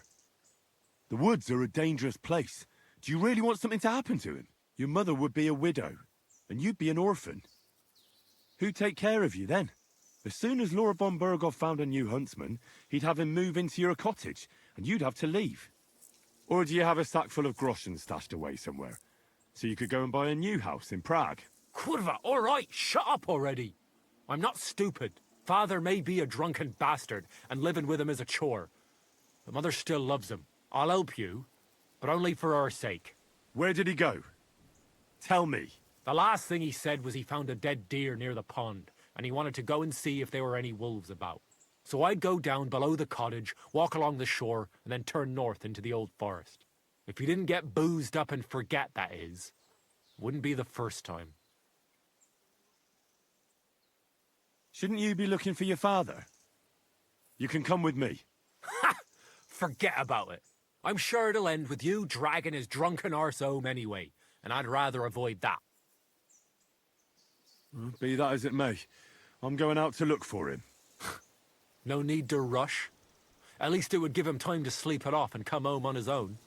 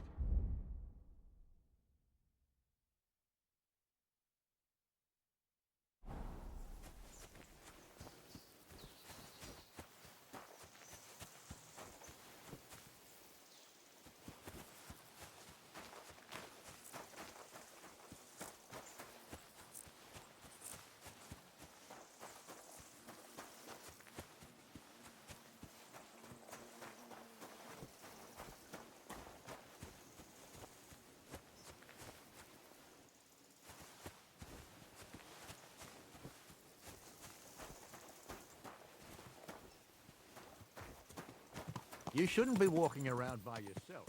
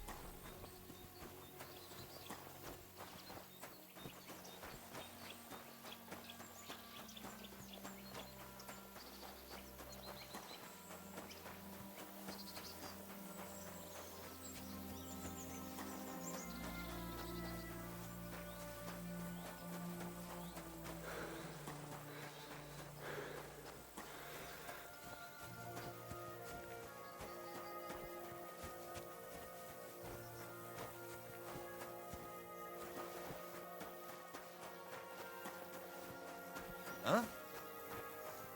Back already, Hans? I thought you'd be gone a lot longer.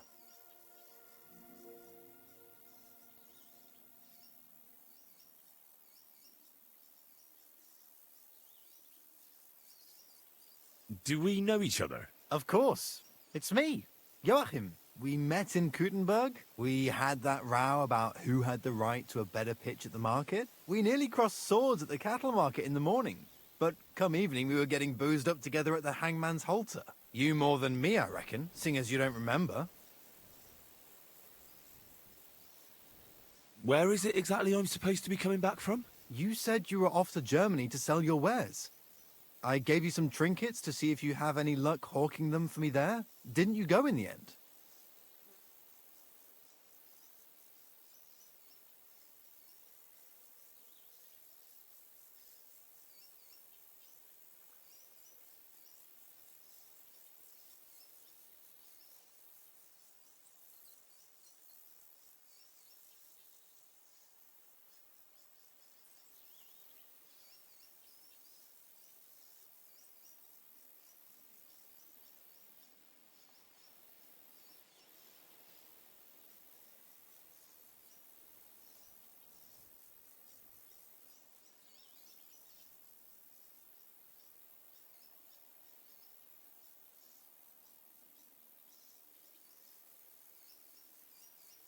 I'm curious to see your wares. Wares?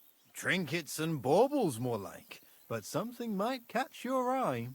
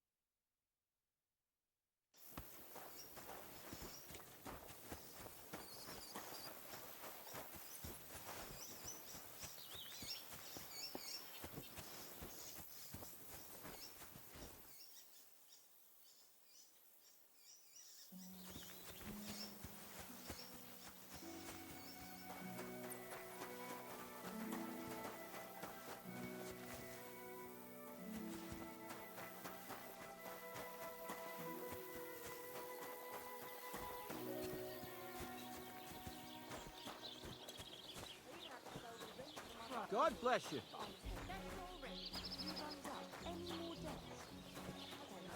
I was wondering if you'd lend me your bullock when it's time to sow winter grain.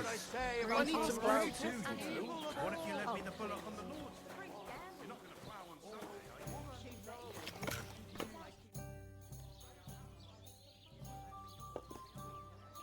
you? You're having problems with the Zhelyevites? Not just me, my friend. They're the biggest bastards around. They've been nothing but trouble for years. The winter before last, they piled snow in front of everyone's doors at night, so no one could get out of their house. And last year, they broke into my cellar and pissed in my beer barrel. Gracious. I hope you got your aim back on them. Not yet, no. But since you're here, I've got a plan you could help me out with. I'd pay you well. You can count on that.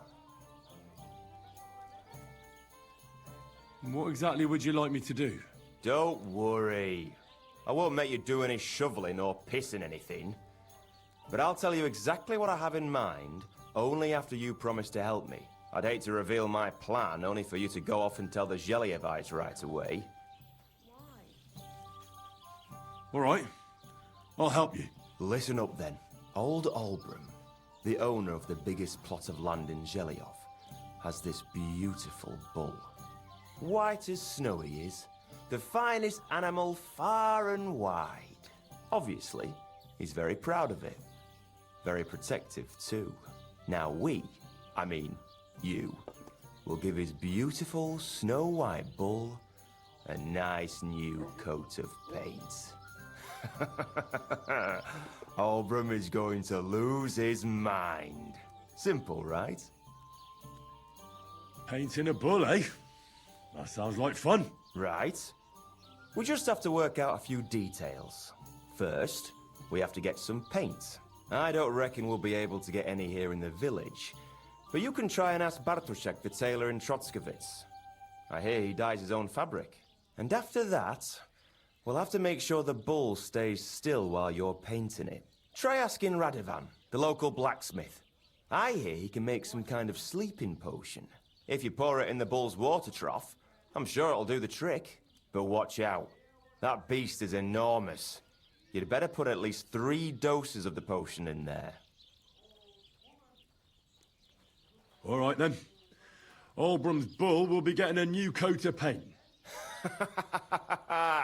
Olbram's going to lose his mind. I can't wait. And remember, it's supposed to be a joke. If you get caught or something goes wrong, the whole thing will be ruined. Right. So I need paint, sleeping potions, and to not get caught. Why do you and the Zhelyov lot hate each other so much, anyway? It's their fault. They keep playing tricks on us. Olbram's the worst of them all. The nasty old codger. He's always coming up with ways to mess with us. He's the one that stole our pasture. What pasture did they steal from you? The one that stretches from the orchard behind the Takov down to the gamekeeper's lodge. It's been ours since time immemorial, but the Zhelyevites took it from us. And how did they take it from you? You can't exactly stuff a pasture in your purse and walk away with it. Save the jokes, will you? This is fucking serious. There's a tree down by the gamekeeper's lodge that marks the edge of our land. My father, God rest his soul, was there when they agreed on it. He got a proper ass kicking so he'd remember it, and remember it he did. But then fucking Olbram came along, claiming it was the other way round. And that pasture belonged to Zhelyov.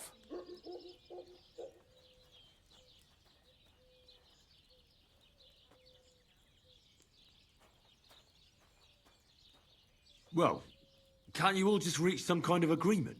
Do you think we haven't tried? But there's no talking to the Zhelyevites. Year after year we meet in that pasture. I tell it like it was, but Olbram always starts spewing his lies. Then we end up arguing until the sun sets. And when the Zhelyevites are at wit's end, they come at us, and nothing ever gets solved. We managed to convince them to at least give us back half the pasture. But I know the whole bloody thing belongs to us. We can't just leave things like this.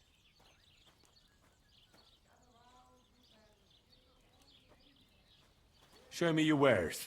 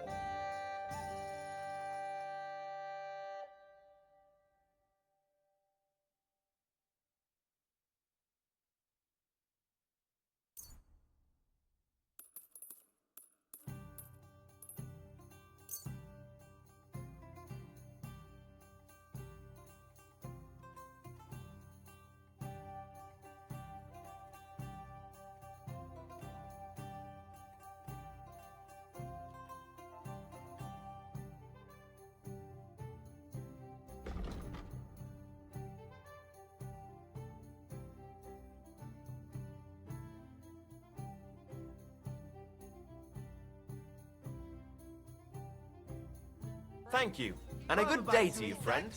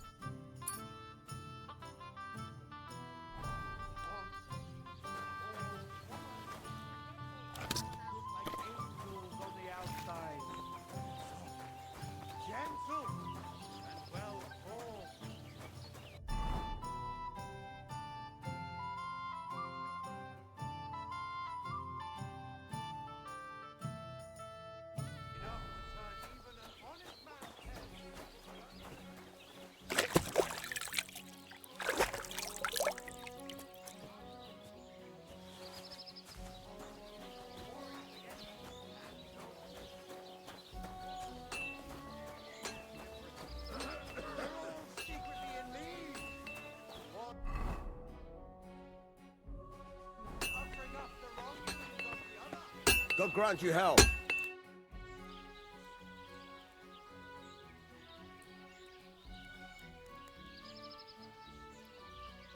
I heard you could use a helping hand at the forge. I could. My last two hands, well, they're not worth mentioning. And what with the wedding coming up, the work is piling up. Ah, what do they call you? Henry. I'm Radovan. You should know, Henry. The blacksmithing isn't for everyone. Have you done it before? Yeah. I basically grew up in the forge. My father was a swordsmith, and not just any. He even forged swords for the nobility. For the nobility, eh? Well, that kind of experience will come in very handy for me indeed. As it happens, I have to forge a wedding present for young Lord Semine. A fine sword. So you'll take me on? Hold your horses. I'll have to try you out first. You could forge me a hunting sword as a test, so I can see if you can make a straight blade. That shouldn't give you much trouble if your father was a swordsmith, should it? Sure thing. I can get started right away. Great. Find some iron and get started then. Iron? You can't make a sword out of butter, but if you don't have your own stuff, you can get everything from the chest in my forge.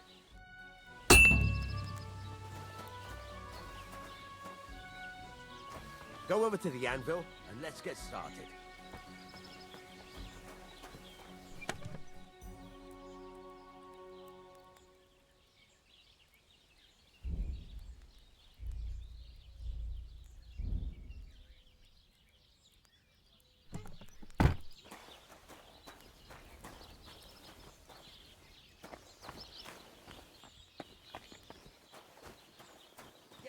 Greetings to you.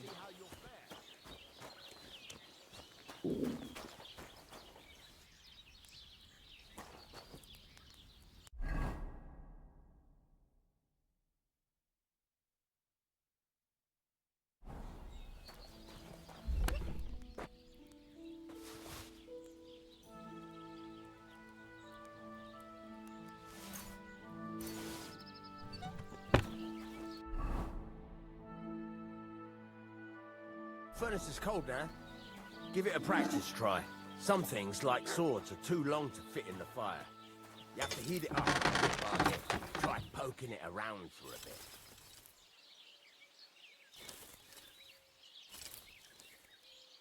Now get the furnace nice and hot. There's a lever above you. Give it a pull. It works the bellows. You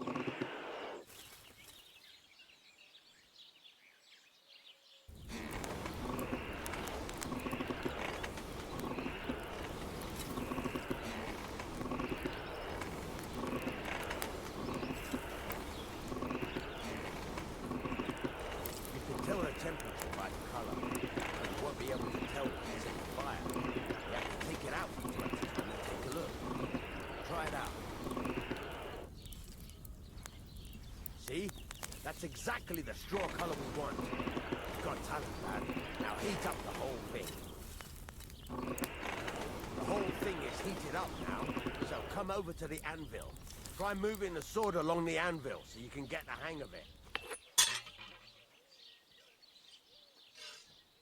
Now take the hammer and try hitting it a few times.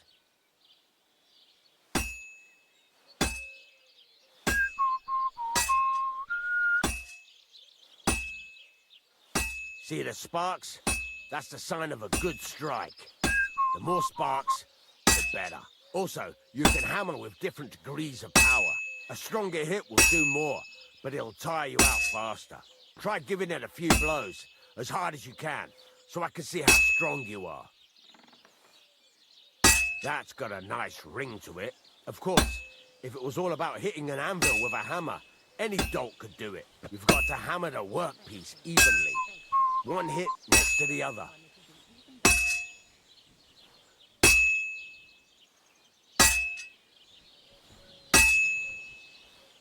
Very nice.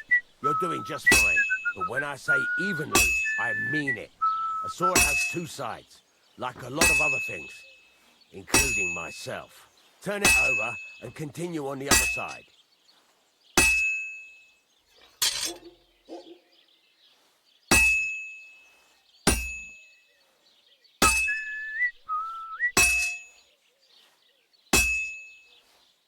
Nice.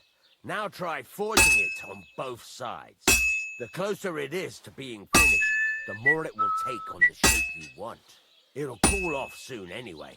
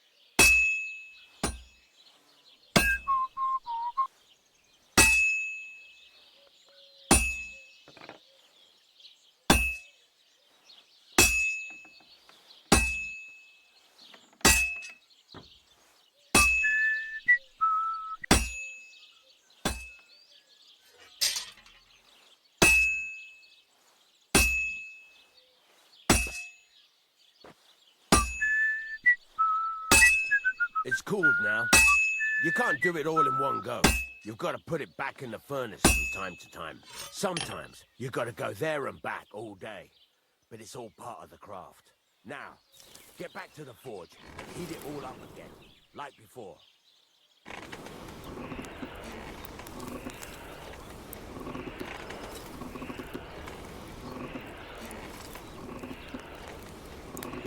The whole thing is heated up now, so come over to the anvil.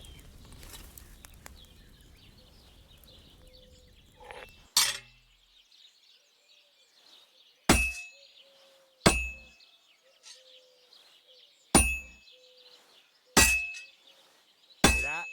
Besides the sparks, you can tell a good strike by the sound it makes.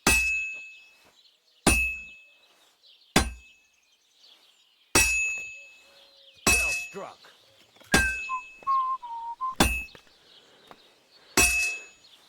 See how it's taking on the right shape? That's how you can tell it's almost finished. Now, I've got a piece of advice for you. Hammer to a rhythm. When I hammer a piece to a beat, the work goes by easier. Sometimes I'll whistle to myself to keep the rhythm. There you go. You've got it finished. All that's left is to temper it, and the sword will be done. The rest is just tweaking.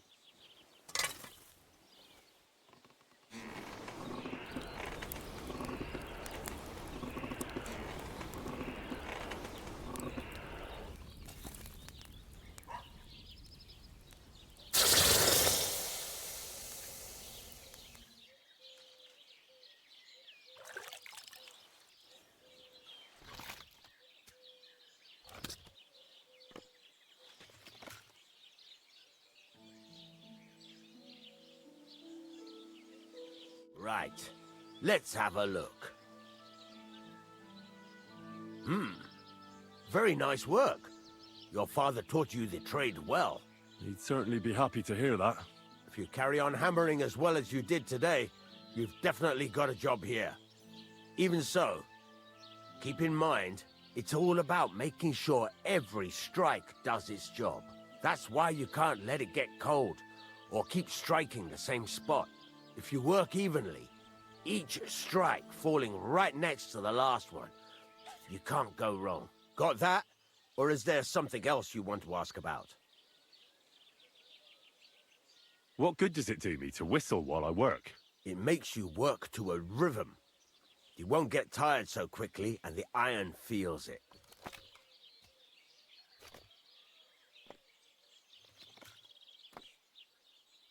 How do I know a good strike from a bad one? By the sparks that fly up, and by the ring. It rings out with a different sound when you do it right. How will I know it's finished? Notice the shape. The closer you are to finishing, the more precise the shape it will have. Thanks. That's all I need to know. You can sleep in the chamber by the woodshed, and there's a chest where you can keep your things. And of course, you can use the forge anytime you want. Any questions? Where can I get materials? You can buy some essentials from me. But if you want to make a fancy sword with lots of ornamentation, you'll have to look elsewhere. This is just a village, you know. The locals ain't after luxury. And they can't afford it neither. What can I do with the items I've forged? Well, you can sell them. Though you probably won't have much luck around here. But I'll happily buy some of the nicer things from you. Where exactly is my bed? At the side of the house. There are 2 doors and a wheelbarrow between them.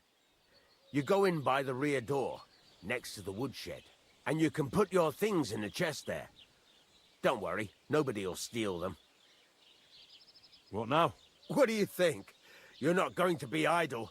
I'll find you some work to do right away. You're pretty good at swords, but what the locals really need is axes and horseshoes. Right, here are some simple drawings that show what they're both supposed to look like.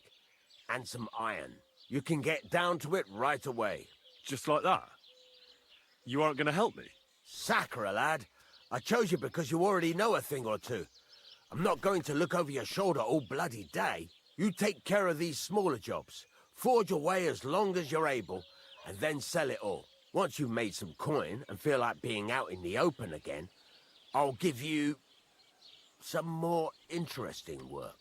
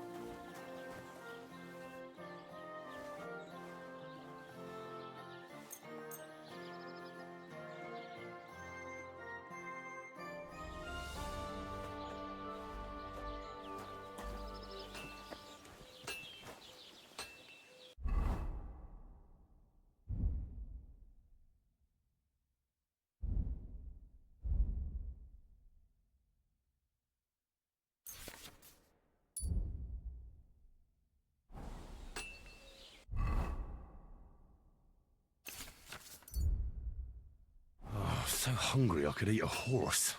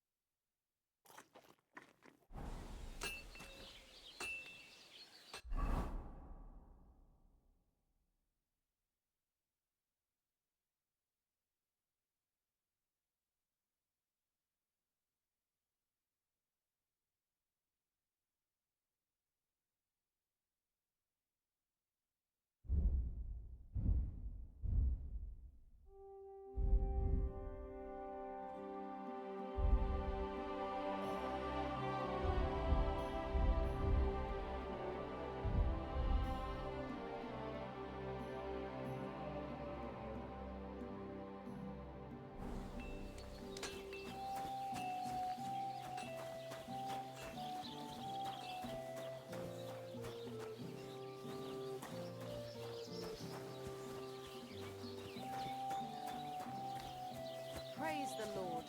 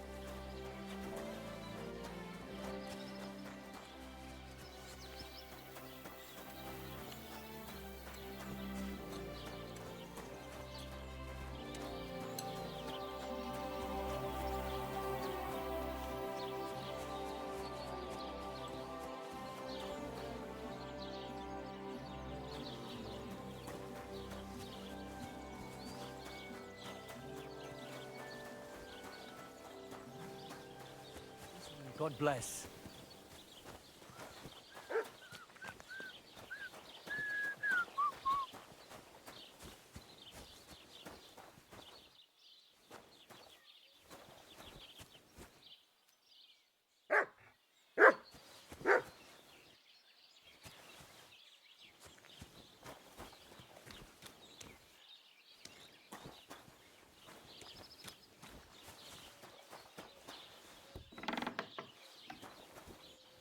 Who are you barking at, doggy?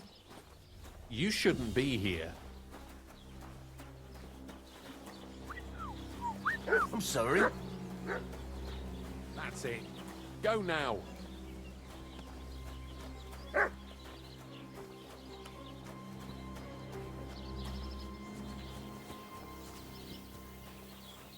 That's a fine maypole.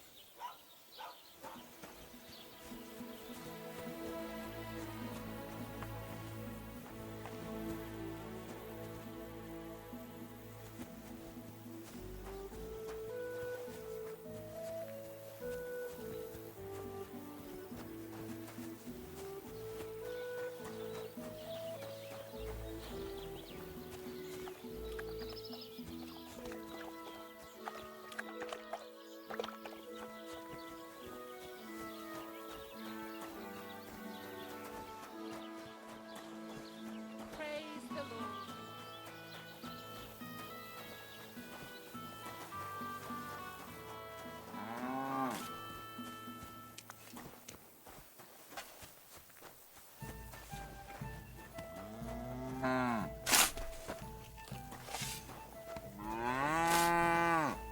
Welcome.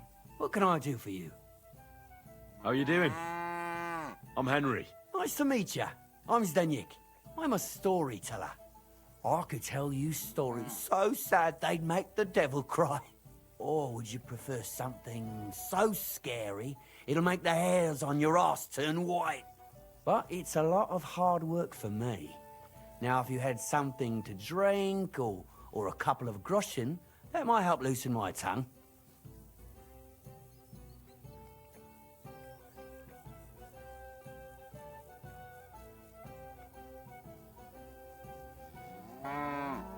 To your health, my friend.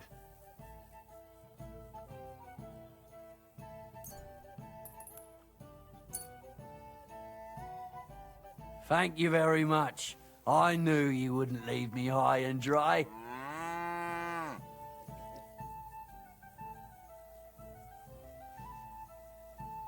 So what kind of story would you like to hear? I like stories that can teach me something. Stories with a moral. Haven't you heard enough of those in church? But it's not a problem. I have just the tale for you. And it's not one you'll hear from any priest. So, once upon a time, there lived in these very lands 2 brothers. The older was called Kuba, the younger, Matthias. They were both woodcutters, like their father and his father before him. One day, at the height of summer, they were working in the woods.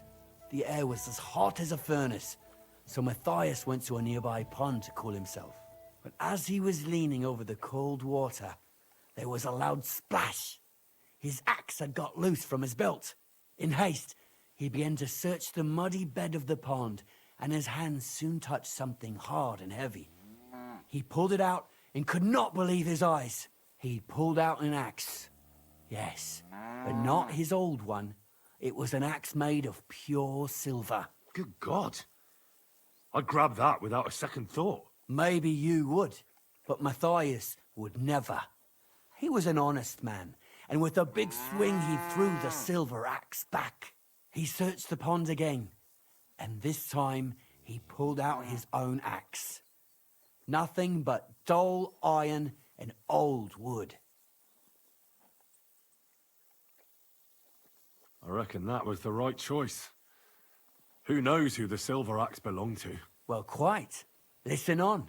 Matthias was just about to leave when suddenly a water goblin came out of the pond, silver axe in his hands, and he said, "You're a righteous man, Matthias, and for your honesty, you may keep both axes." Matthias, not hanging around for the goblin to change his mind, took up both axes, gave his thanks, and ran to tell Kuba all about it. Kuba, however, was not best pleased with his little brother's fortune. He deeply envied Matthias for his newfound wealth. So, he set out to try the same thing. He ran as fast as his legs could carry him, straight to the pond, threw his own axe in, and began a pretend search for it. Yet Kuba had no luck. He pulled out the axe he'd thrown in himself. So he tried again.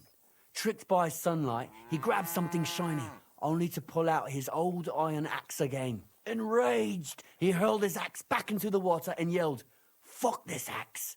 I want a silver one!" But the water goblin heard his shameful cry and was greatly upset by Kuba's greed. So, when Kuba reached down into the water for a third time, the water goblin seized his hand, pulled him down whole to the dark depths, and drowned him. Oh, that's so cruel. I feel sorry for Kuba. Aye, and so did Matthias. He went to the water goblin and begged for his brother's body so he could take him home and bury him. But the path back from the pond led over a steep hill, and carrying the weight of the waterlogged body exhausted Matthias. He stopped to rest by an old oak tree, and he used a silver axe to cut off a branch that would serve as a walking stick. But it wasn't enough. Somehow, it was still getting harder to continue up the hill. Then Matthias realized it wasn't his brother's body that was weighing him down. It was the silver axe. The axe was the cause of all this trouble. So he started bashing the silver axe against a big stone with all his might, trying to destroy it. Yet no matter what, he couldn't even make a dent. With the last of his strength, Matthias climbed to the top of the hill. He knew he could go no further, so he found a pretty spot with a view over the valley and dug his brother a grave. There, he buried both his brother and the silver axe that had brought such pain upon them. His final act was to stick the oak branch in the ground by the grave. But lo and behold, the branch grew green leaves and became a tree. The locals have had no dealings with the water goblin since then, but some have had the bad luck to bump into him.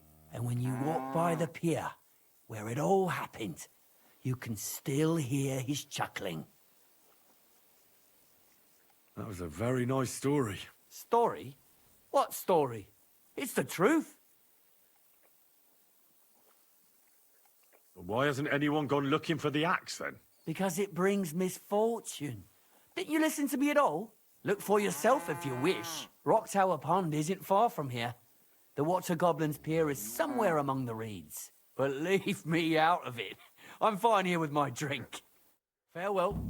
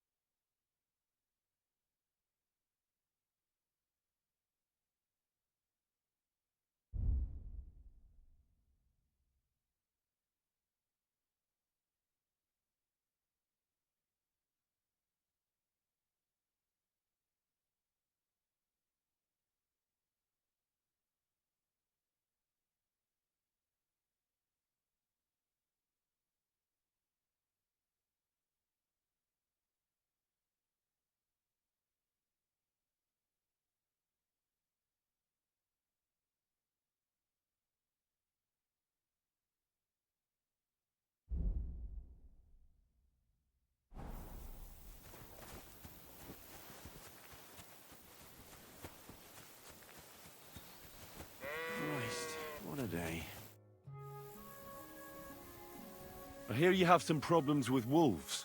You can say that again. Those fucking mangy beasts are eating my sheep. They take them like they were for sale at the market. Did you notice an ordinary mutt amongst those wolves? You know, there might have been. I didn't get a close look at them, but one seemed to be smaller and was a strange colour. That could have been Mutt. If I understand you, you're looking for your dog and think he might be with those wolves, right? That's right. I'll have to find that pack to see if it's him. I'll say, since you're already going after that pack, would you mind doing a good deed? If you kill those furry fuckers, there'll be a reward in it for you. Why not? I can kill 2 birds with the 1 stone. That's great. It'll be well worth your while. I hope so. Where can I find that wolf pack? I was grazing my sheep up on the slope last time, by the forked birch, and those monsters learned to go there. I don't take my sheep there anymore, but those fuckers still go sniffing around over there. So we'll bring your flock up there again and wait and see if they come. Are you fucking mad? I don't want to lose any more sheep. I think you just need some bait. Not even 1 single sheep? I promise I'll look after it. Well, I could lend you Ignatius. He's the stupidest ram I've ever seen. Or the brightest. Depends on how you look at it. What do you mean? Can he do somersaults? Does he know how to count? That'll be all I need. The only thing that little devil knows how to do is piss me off. When I want him to move, he sits still. When I want him to sit still, he fucks off to where I can't find him. I know people like that. Right. But you can tell a person to fuck off. But when it's a sheep, you're wasting your breath. And on top of that, you have to take good care of him. So I'll take Ignatius and use him as bait? Right. But he's so stupid he's smart. I'm certain he'll come back to me.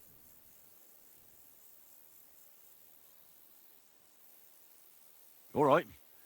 I'll take Ignatius and go and have a look around that forked birch. Will he come with me, or will I have to lead him up somehow? That bugger will follow you himself. Just wave a carrot in front of his face. He's mad for carrots. I can't even count the times he's rammed his way into my house to get some. I happen to have one here. If you take it with you, he'll follow you around like a loyal dog. When you get to the pasture, just throw the carrot and then go and hide. Ignatius will stay there. Where can I hide there?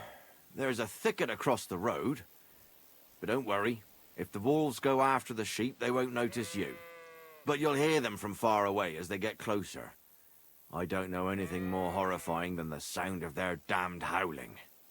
Take care.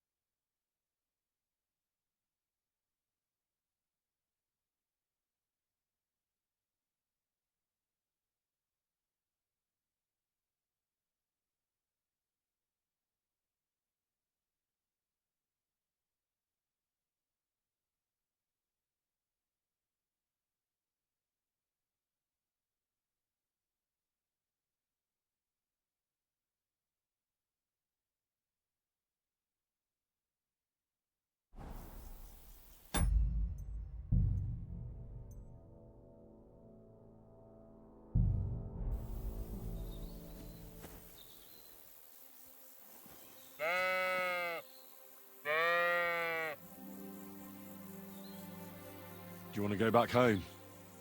You must be afraid. My, you aren't afraid of anything. I respect that.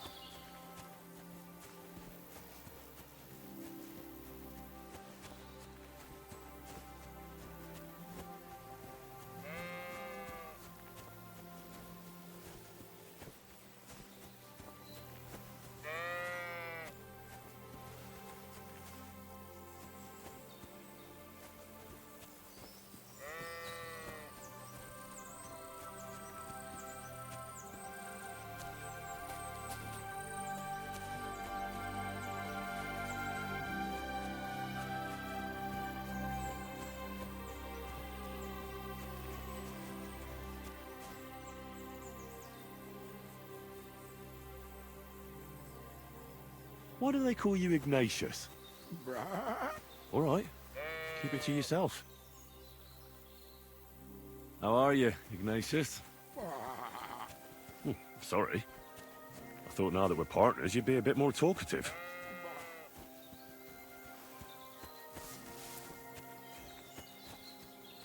Forked birch. I think I've found the spot. Well, Ignatius, I'll put your snack right here. Now, come and eat it up. Once you see a wolf, just out loud, and then run away. All right? I'll be hiding in the bushes, and we'll jump out to save you in time.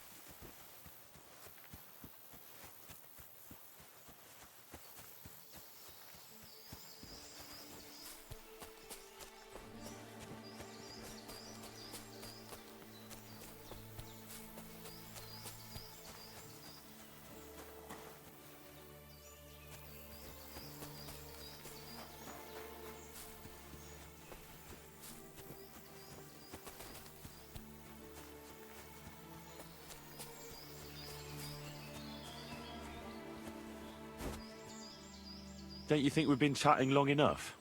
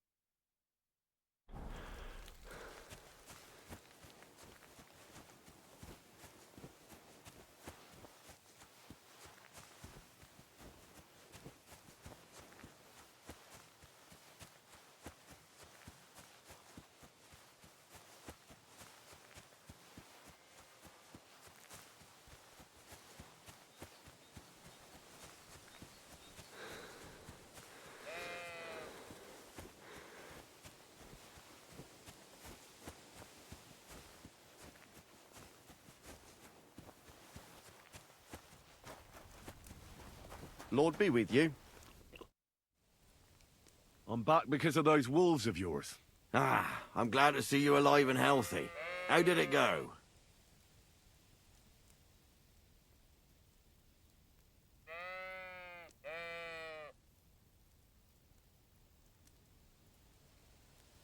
Well, there were too many of them, so I ran away. Sacra. You didn't do much, did you? Jesus Christ. I gave you my Ignatius. That poor little creature. In the belly of a wolf? No. I think Ignatius managed to run away unharmed. In that case, I suppose we're back to where we started. God damn it. Now I'm gonna have to go and beg that old drunk gamekeeper. I didn't find my dog among them. Did you try to ask our gamekeeper? He might be a drunk, but he'd probably notice a stray dog in the woods. He doesn't live far away. Down the hill here along the road. Right on the rock above the pond. I wish you a blessed evening. Gamekeeper home before I start asking questions.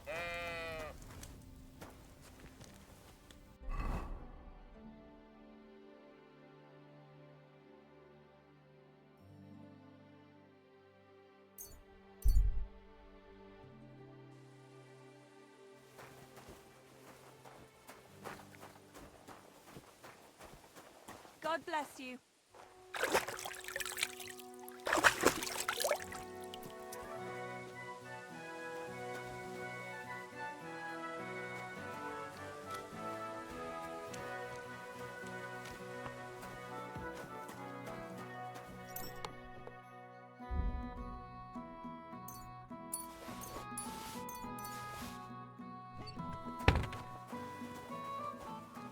Pissing down again.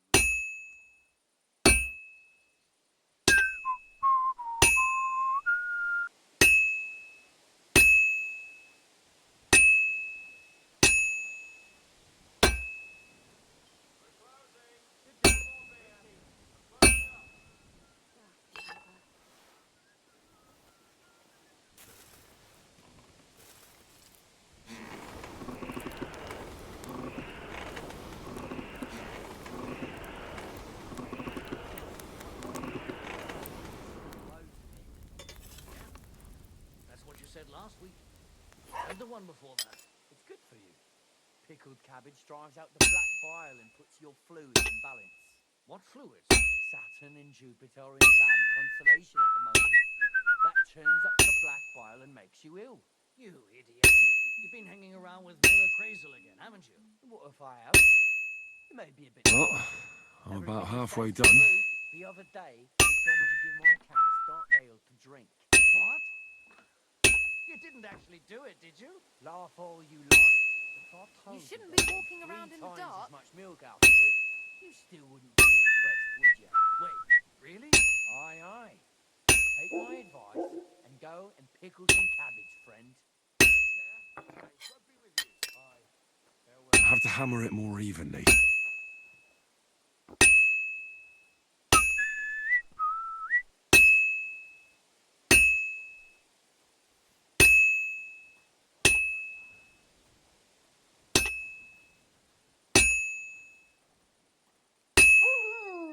Just a bit more, and I'll be done.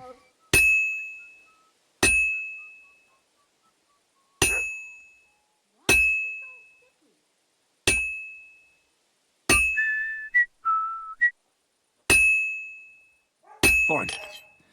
Now to temper it.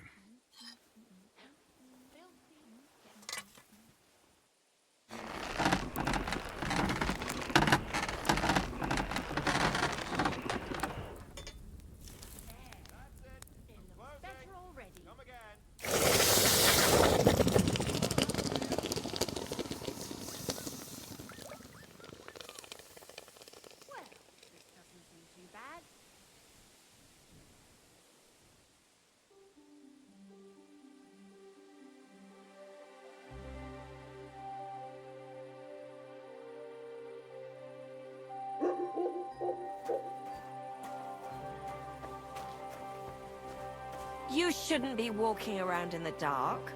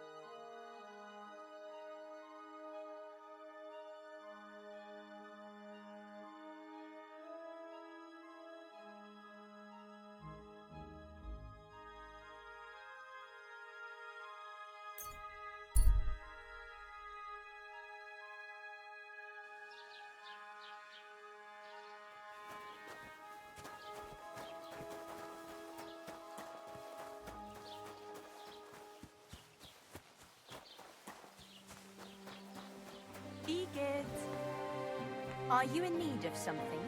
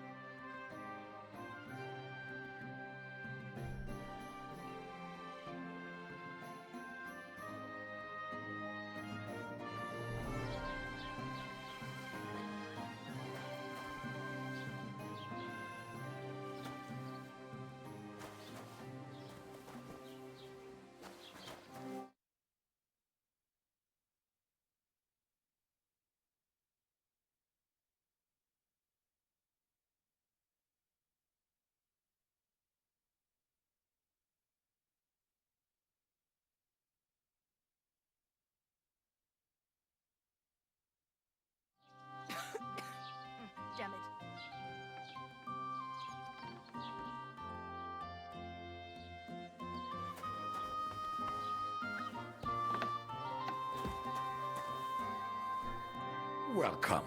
You can buy everything you need from me, but excuse the selection. A few days ago, when I was returning with new goods, the horse got spooked and my wagon tipped into the pond. I salvaged some things, but the rest is now in the pond. Aye, I saw it. Over there, beyond Zhelyov, right? Why, that's it. Everything fell into the Kalchak pond. I can't tell you how much it still pisses me off, but what can I do? Were there any valuables in there? You bet. Lord Simeon ordered all sorts of delicacies and precious spices from me for the wedding feast. And for Taylor Bartushak, I was carrying expensive fabrics to make dresses for the occasion. If you only knew how much coin I spent on this. I'm sorry to hear that. Me too, but what can I do? So, what will it be? I wanted to ask you, what's on the other side of that nearest hill? I'm not from here, and I'd like to get my bearings. You look like a merchant to me, so you probably know best. Ja, natürlich, you're not from here. Everyone around here knows that, after what happened in Betty's Tavern. Aber das ist deine Sache. That is your business, lad. Also, what do you want to know?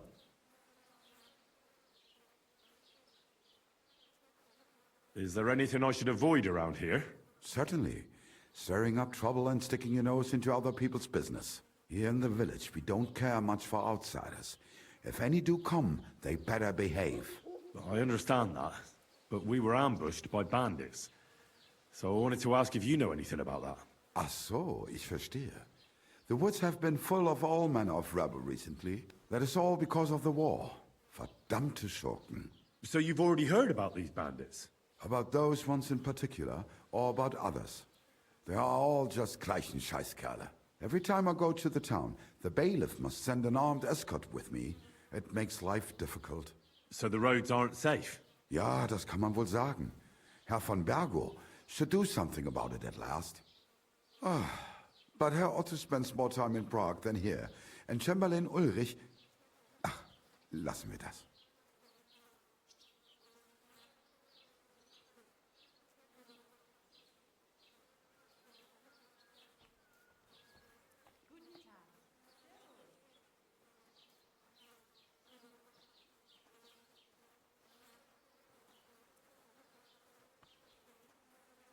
What do you have for sale?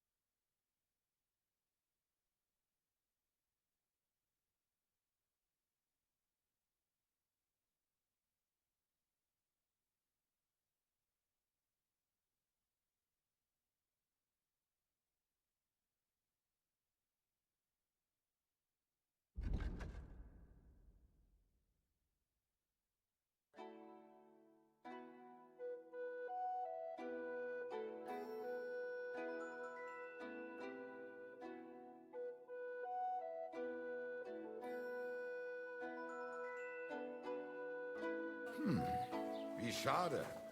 Auf Wiedersehen.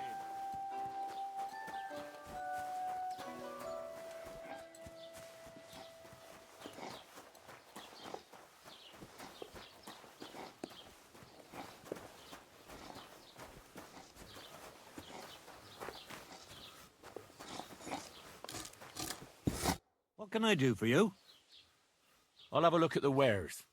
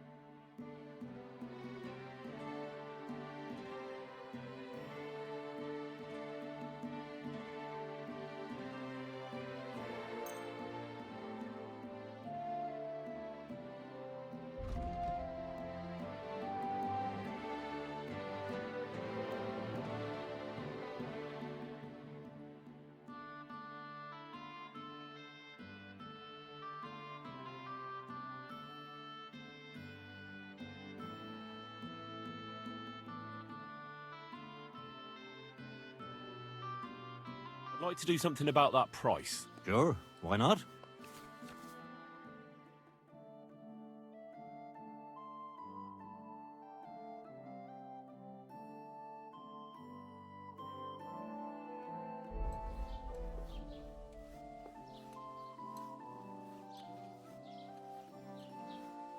Here, plus a bit on top.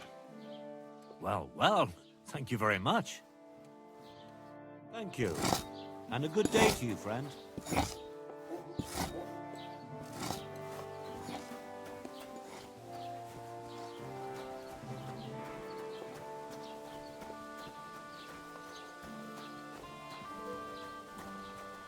Servus, good to see you, friend. Did you hear what happened at the big wheel?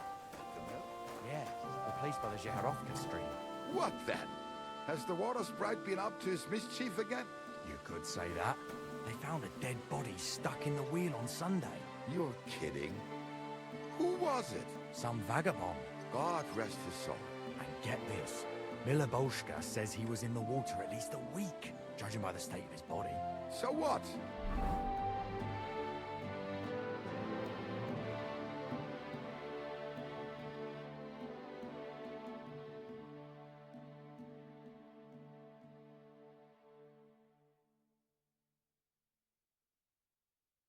Somebody did him in and chucked him into the water. God be with you. Has a Keep powerful the current. peace and we'll stay The friends. dead man had been floating down the river for at least a week.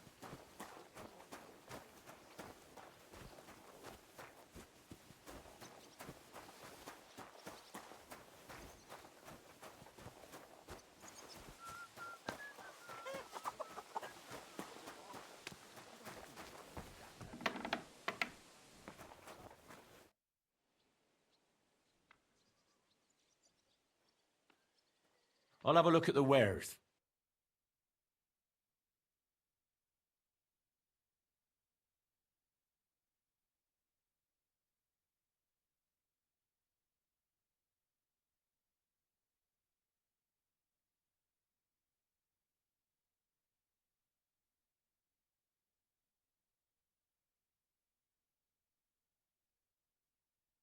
Why are you wasting my time if you don't want anything then?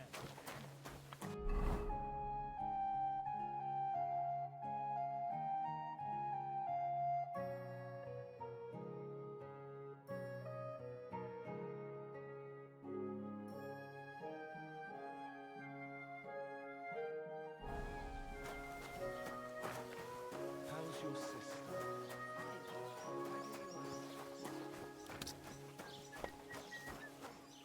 Good morning. I came to apologise for the fight that me and Lord Capon started. If we caused any damages, I'll take care of them. Ah, it's all water under the bridge. You've served your penance by carrying them sacks. And I'm sure you won't forget about the stocks anytime soon either, eh? So we're square.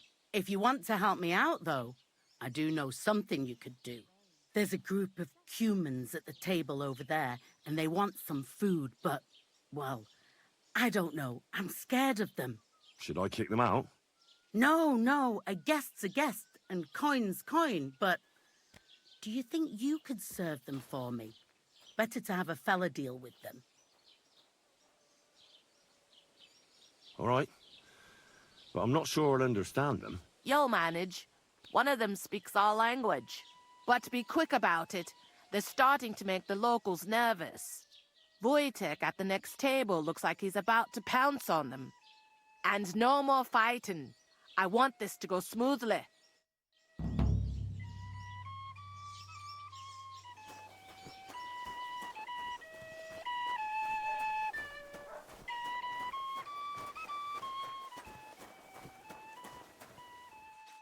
The Lord be with you. What do you need? Betty wants me to serve the Cumans. Huh. Do you know what they want? No, I haven't talked to them yet. Well, what the hell do you want from me, then? Go and ask them.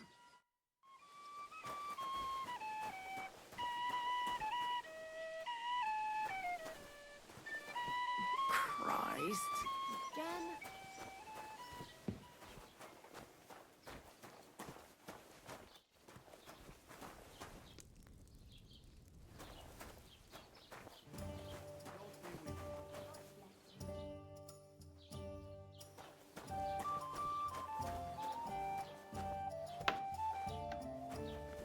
Greetings to you. Here it comes.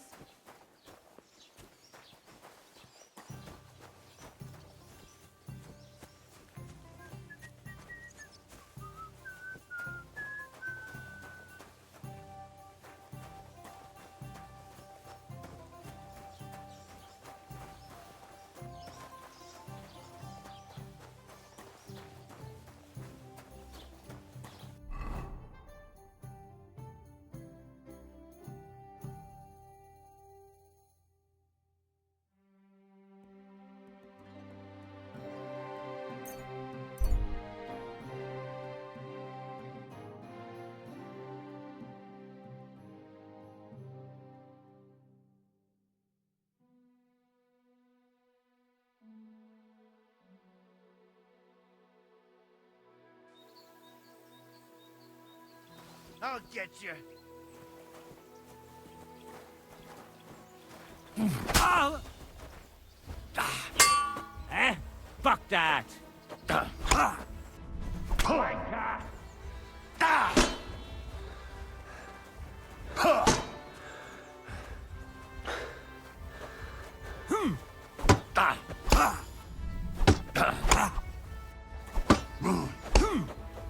Right between the eyes. Nice.